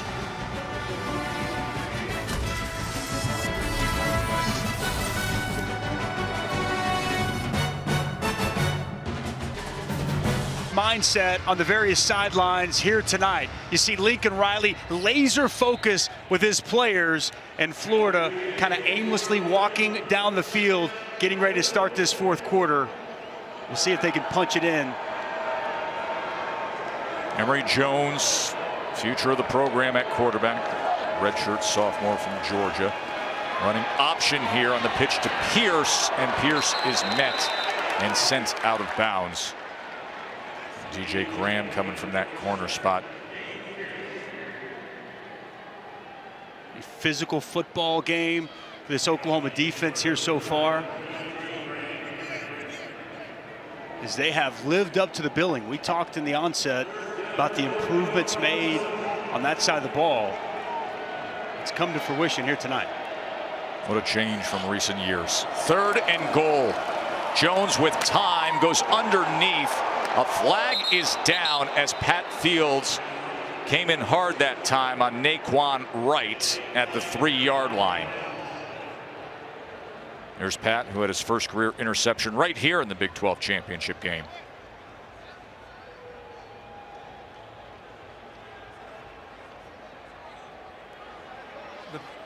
The pass is complete.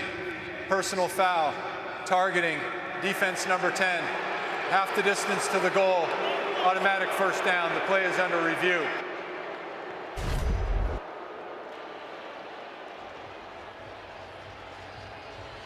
There's a targeting call right there.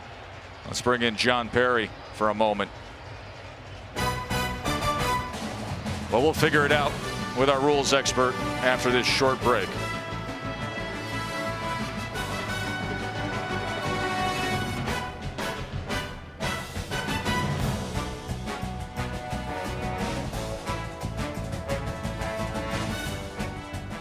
To enforce that targeting issue, and in my opinion, it's a good pickup. I just don't see it as a complete lower lead aim attack with the crown of the helmet. Here's a 4th and goal now for the Gators. Jones, and taken down was Wells by Asamoah.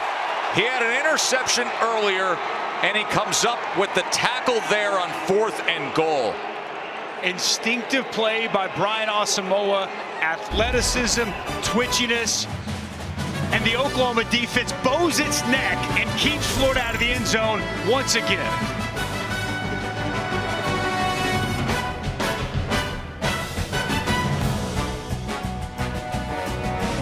The Goodyear Cotton Bowl Classic, brought to you by Goodyear, helping you discover the road ahead. Goodyear, more driven. AT&T 5G. Allstate, you've never been in better hands. And Bolt 24, real advanced hydration from the makers of Gatorade. The start of the New Year's Six Bowls, and what a start it was for Oklahoma's defense with 3 interceptions of Heisman finalist Kyle Trask in the first quarter. Now, Dusty, Kyle Trask without a touchdown pass. He's without a touchdown pass in a start for the first time in his career. Wow. And he's had at least 2 passing touchdowns in all but 1 of his career starts before today. Stevenson, he has had a huge night running the ball for Oklahoma. But Trask sitting there, you think about it, he's just not used to these kind of evenings. It doesn't happen, right? I mean, this guy was unbelievably prolific throughout the course of the season, clearly missing his weapons, but I think also this Oklahoma defense, as advertised, what Alex Grinch has done, the way these guys have played down the stretch, been extremely impressive to watch. Rattler trying to connect with GWES there with a touchdown pass earlier. You know, you mentioned Alex Grinch and this defense, what they were able to do to that guy there, Trask, as he's given away to Emory Jones, a quarterback for Florida. But Grinch was at Ohio State, comes over to Oklahoma, year 2 here, and they give up 346 yards per game.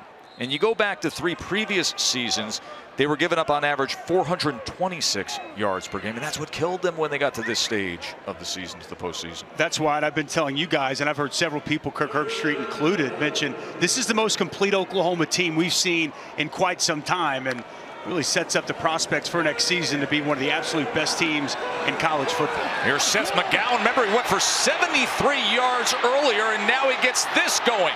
What an explosive playmaker they have in Seth McGowan, the freshman. And he comes up a little bit sore at the end of that run. Seth McGowan had a 73-yard run earlier, and here he goes for 48 yards on that play.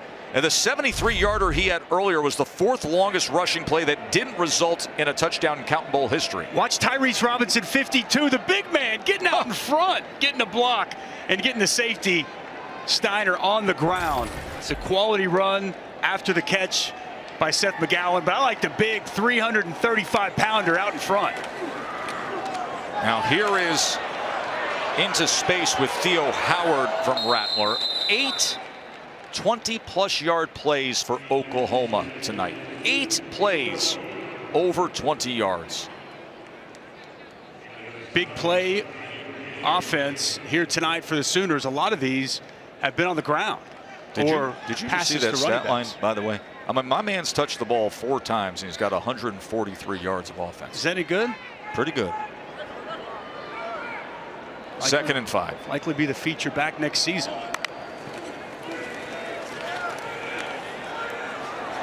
Rattler able to escape, and Rattler will have the first down, and a heck of a lot more as Rattler then glides down at about the 12-yard line. And he is fired up. And as you see his parents, Susan and Michael, it's his sister Olivia there. Big things ahead for Spencer Rattler. This is going to be one of the it teams going into next year. NFL Wildcard Weekend's coming your way January 9th and 10th. And we got the MegaCast on ESPN, ESPN Deportes, and ABC. Of course, the matchup, the date, the time to be determined after the Week 17 games. Looking forward to that.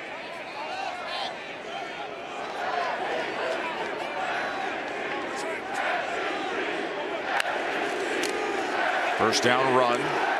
Marcus Major, and he can't get loose as Amari Burney makes the tackle.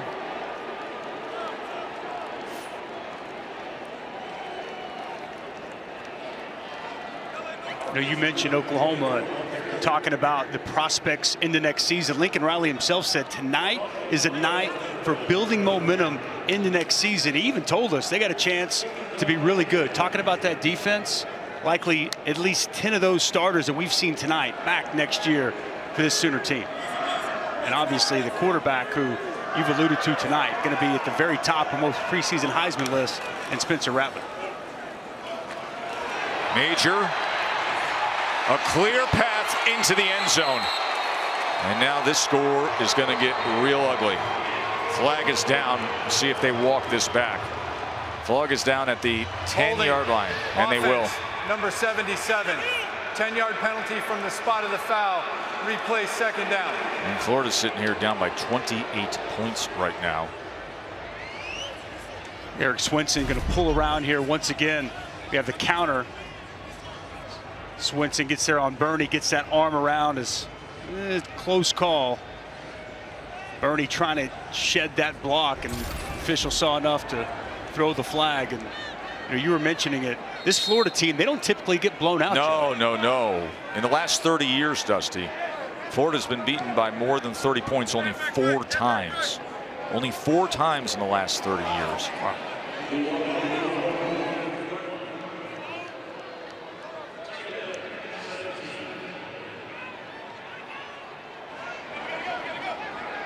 I back it up to the 20-yard line on 2nd and 17. To the end zone and into the hands of Rambo. And Spencer Rattler is still getting after the Gators. That guy had a lot to do with it. Seth McGowan had the big reception, put him in position, and a 97-yard drive in the 4th quarter. You got it all working here tonight against the Gators, and quality pass there by Spencer Rattler off his back foot, just a little flick of the wrist, and ball put in perfect placement for Charleston Rambo to bring in another touchdown. 20-yard touchdown to Rambo from Rattler. Rattler has 3 touchdown passes on the night. Has that touchdown run too, and has the look of a guy who knows exactly where things are headed in the future, doesn't he? 48-13 in the Goodyear Cotton Bowl Classic.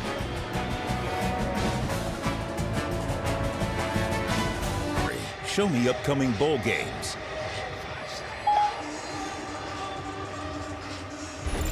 College football playoff semifinals New Year's Day on ESPN, and of course on the ESPN app. #1 Alabama going to be on the field right here against #4 Notre Dame in the Rose Bowl, presented by Capital One. That's at 4 o'clock Eastern.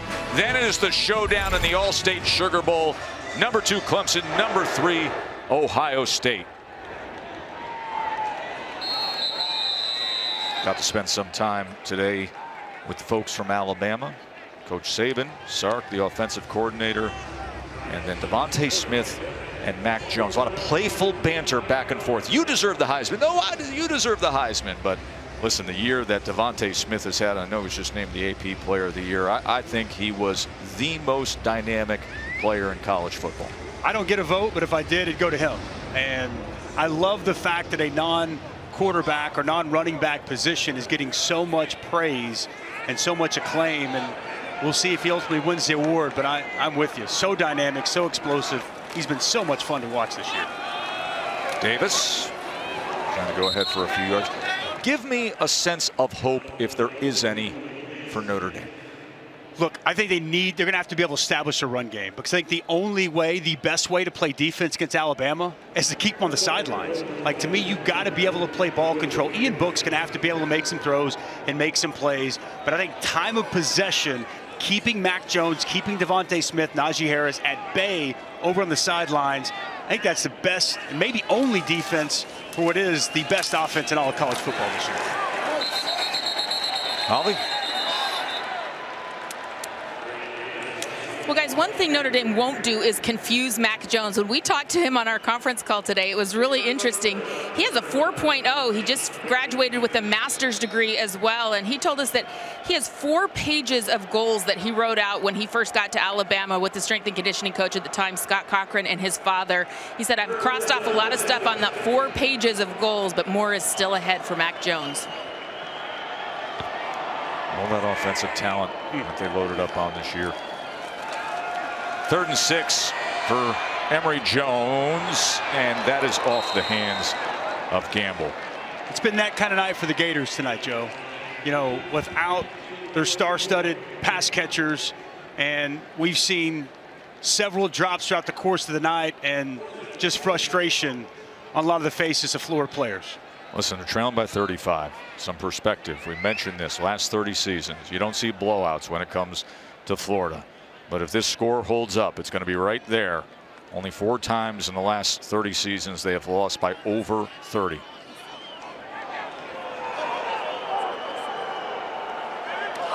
Bradshaw to punt. Mims the fair catch. Going to be fun to see Mims next year and all this talent on Oklahoma.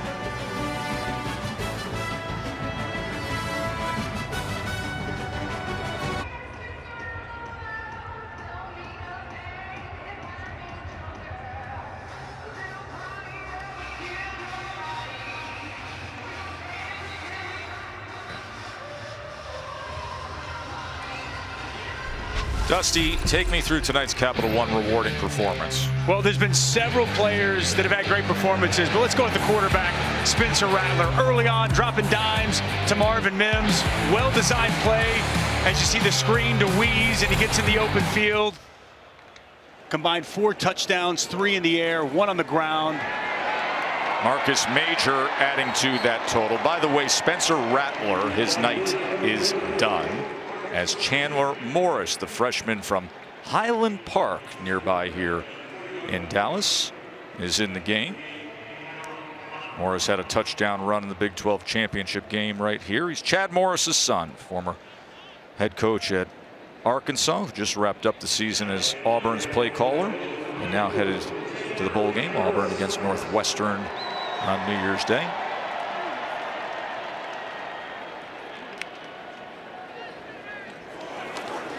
Marcus Major again, and a little pad leverage to Trey Dean.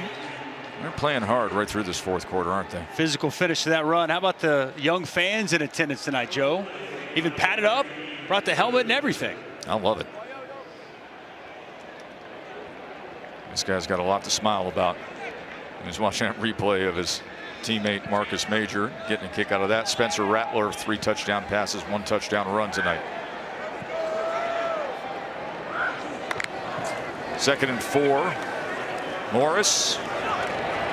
Quick little pitch and catch to Mikey Henderson. Haven't even said his name. And here's a guy who's got incredible speed. He's got hands. He's an instant impact player.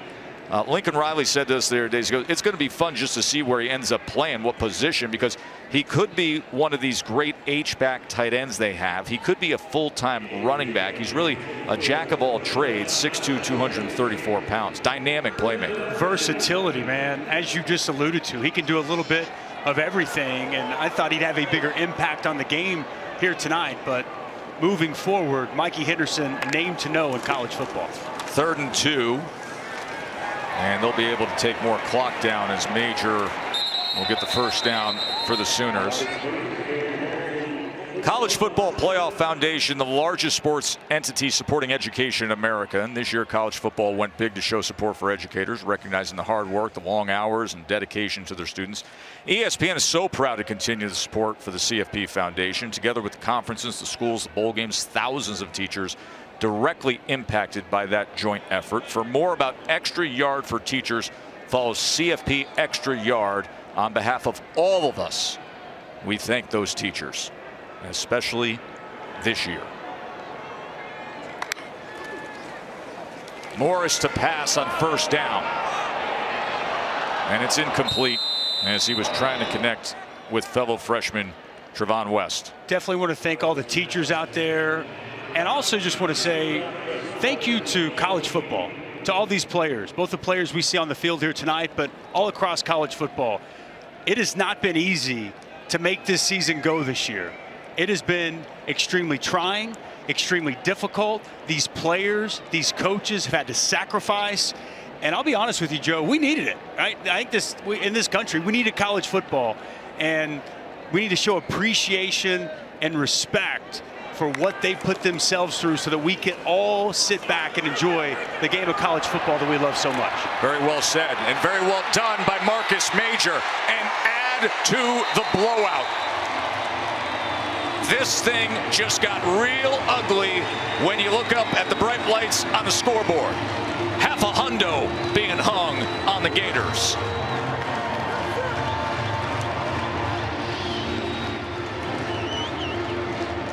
Man, oh man, has it gone south.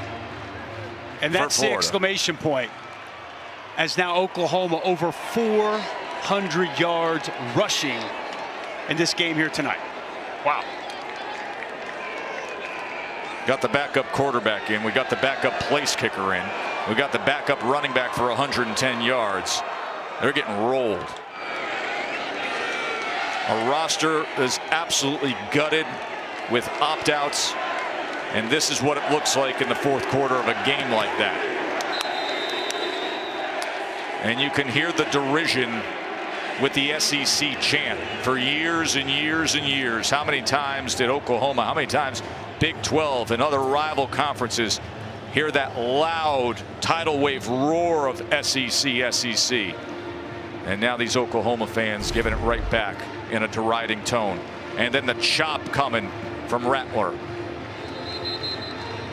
We said it earlier, the kind of night when they wanted to make a statement, but they had to make a statement. That's exactly right. I mean, coming into this game with as many players as Florida had opting out or injured, just not available, it went from a game that Oklahoma could win or should win to one that they needed to not just win, but win impressively. And to their credit, they've done just that here tonight.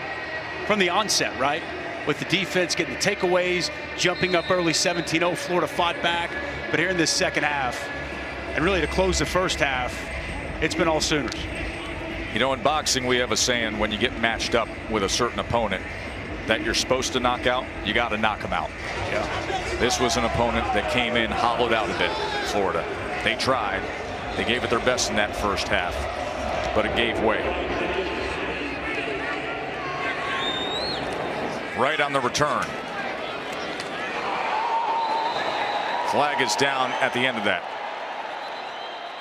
And Oklahoma is bringing all kind of juice right to the end of this thing.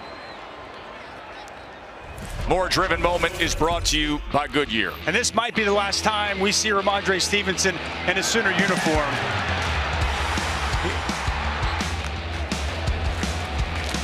He's been so good tonight. Give credit to the big guys up front. Big gaping holes. But Ramondre Stevenson, he showed power. He showed balance. Making guys miss. Whoop! And a huge night for number 29 in red. Missouri back in 1946 had 408 rushing yards against Texas in the Cotton Bowl. That was back in 1946. Oklahoma's got 409 rushing yards right now. If they don't lose another yard, this is the Cotton Bowl record. Damian Pierce with a good run.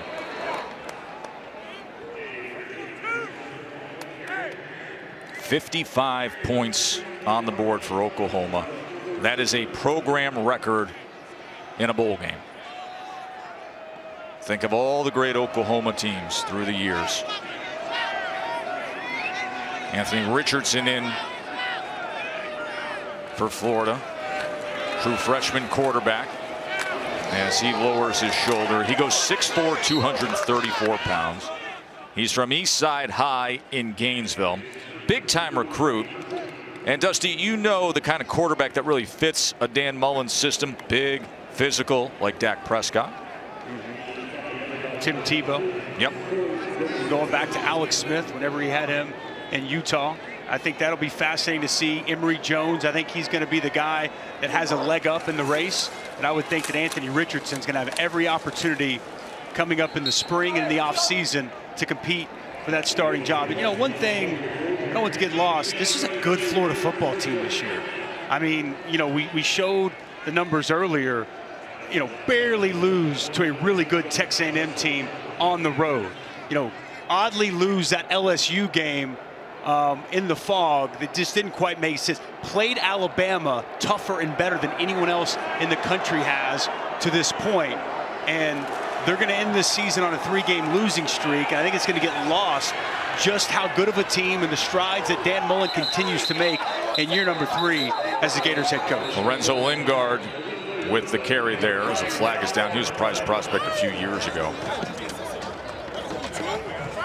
Final 4.5 minutes here. Getting ready, getting that Gatorade ready to be Goodyear Cotton Bowl Classic champions. Passing team number 89, 10-yard penalty, replay first down.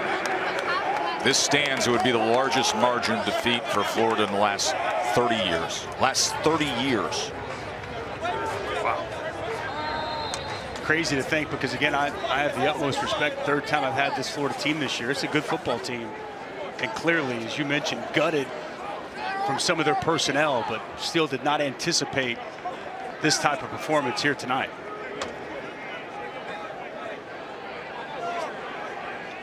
There's only so much you can ask at a certain point. Richardson to pass here on first down. Now he tucks and runs, and you can see how he can accelerate. It's a good run by Anthony Richardson.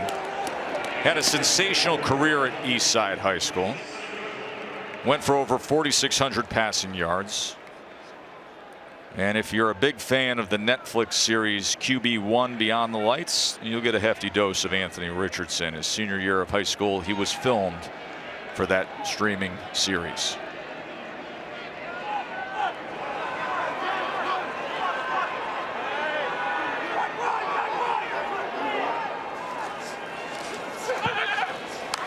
Richardson to the end zone and gets the touchdown to Pouncey.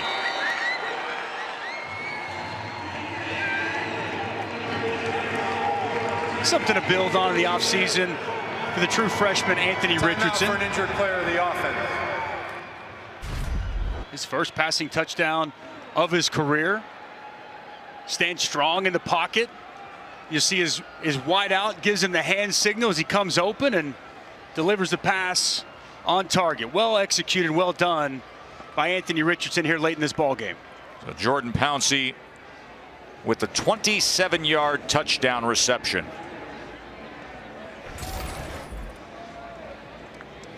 Countdown to the CFP National Championship presented by AT&T.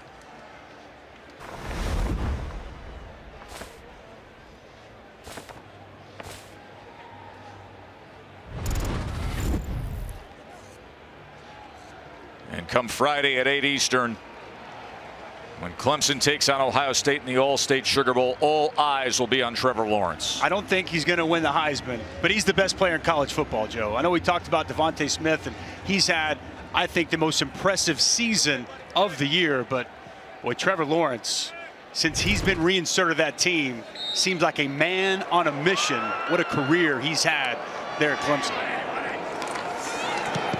Chris Howard makes the extra point here. And it's back to 35. And the reason I say it's back to 35 because, folks, as of a few moments ago, that score would have been the largest margin of defeat in the last 30 seasons for Florida. Not often that you see it get sideways with the Gators through the years. But this is far different, unique circumstances that we're dealing with and how they came into this game. And so much so, and I'll say this, listen, we had a very honest, I felt, conversation with Dan Mullen yesterday. Yeah. He said there could become a point in the second half of this game where, you know, it could take on the quality of a spring game, the quality of an exhibition, where there's going to be developmental players on the field. He understood what he was dealing with who wasn't suiting up. And, Dusty, had this been the regular season, players wanted to play. They wanted to play in a bowl game. Right. Guys wanted to put a stamp on the season, finish things up. Let's go out there and play.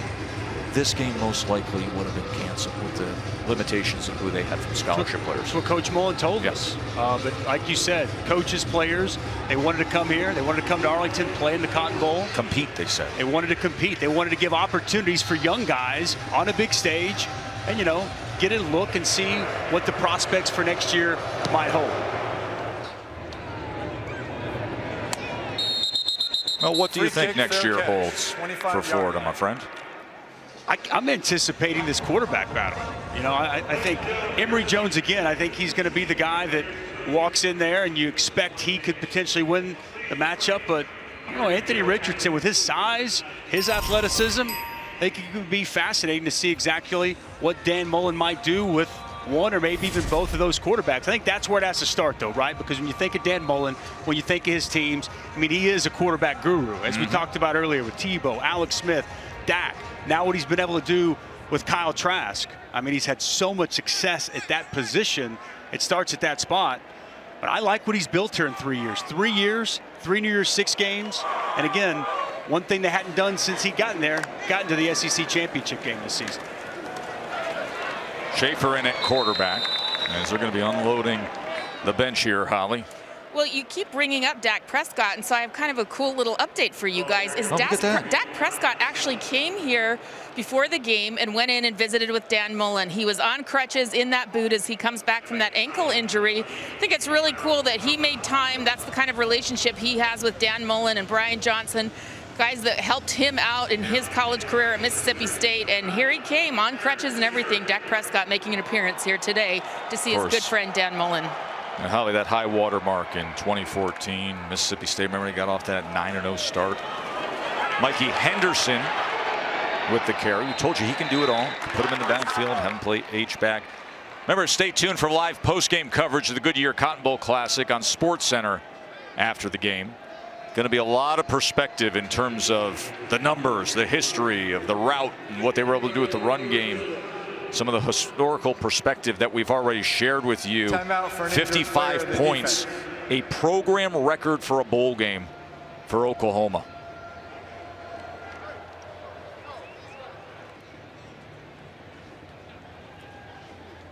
And that's with a program that's had far more prolific offenses than this one, Joe.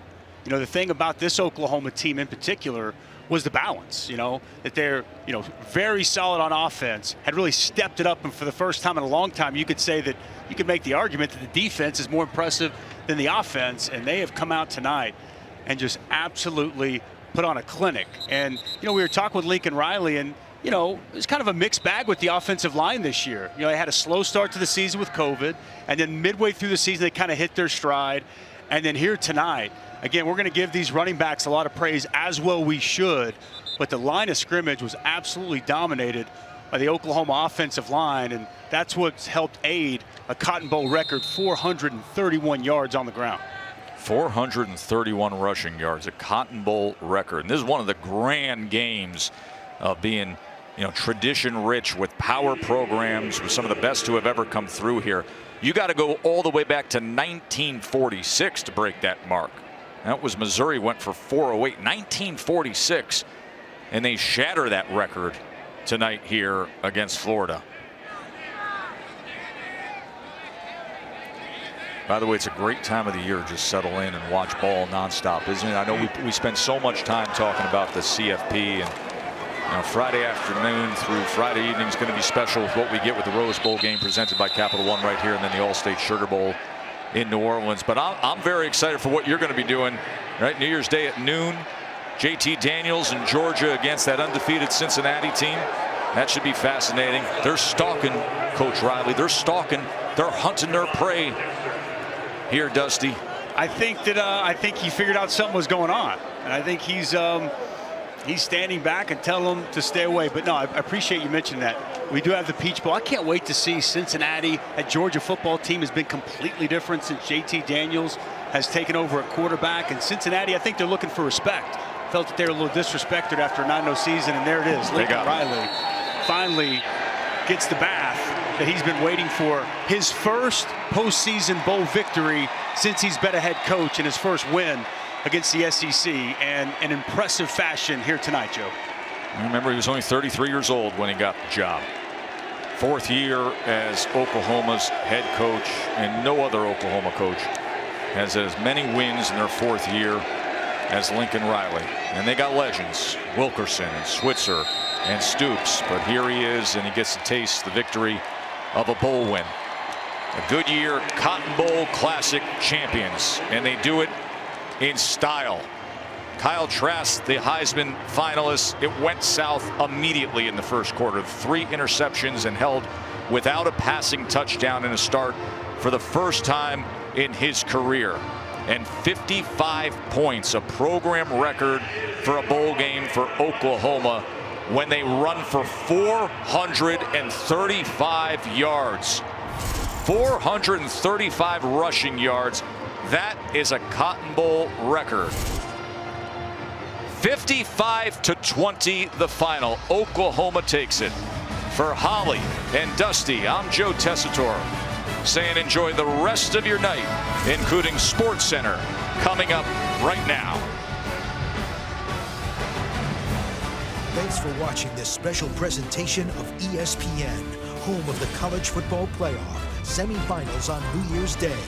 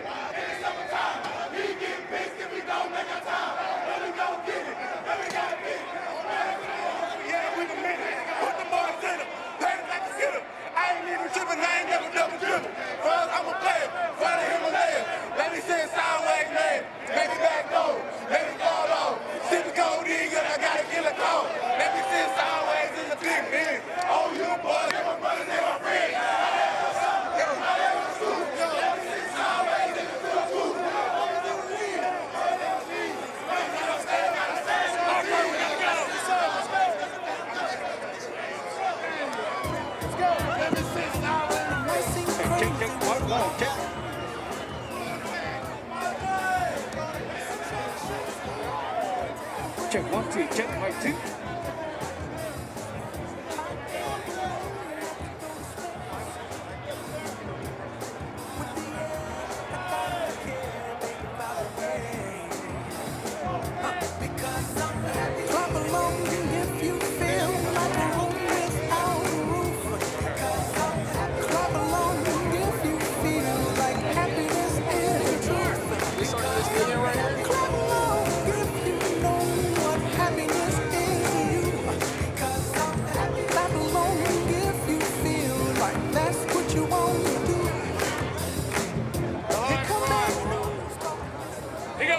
you guys?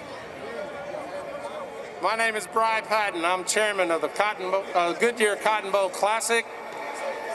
And I just want to congratulate both teams on an outstanding effort, not only tonight, but through the rest of the year that they've dealt with all the obstacles and adversity. Just very impressive to see what these teams had to go through. Tonight we're going to get to the good stuff. We're going to give out some MVPs, both the defensive and offensive. The Felix McKnight Most Outstanding Defensive Player award goes to Trey Norwood.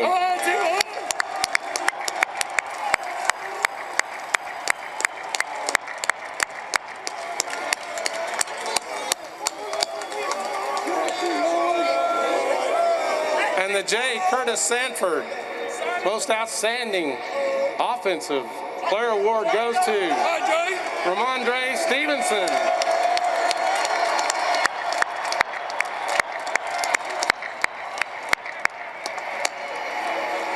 Now it's my honor and pleasure to bestow the Field Scoville Trophy to the champions of the 85th Goodyear Cotton Bowl Classic, to Coach Lincoln Riley and the Oklahoma Sooners.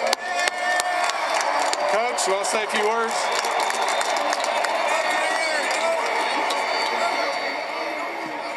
Boomer!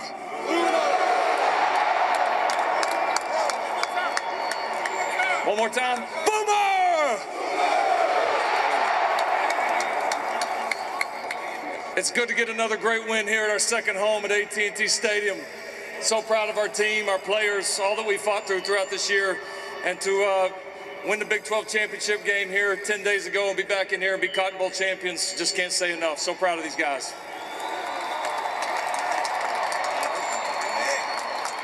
Well, that's it. Ladies and gentlemen, the champions of the 85th Goodyear Cotton Bowl Classic, your Oklahoma Sooners.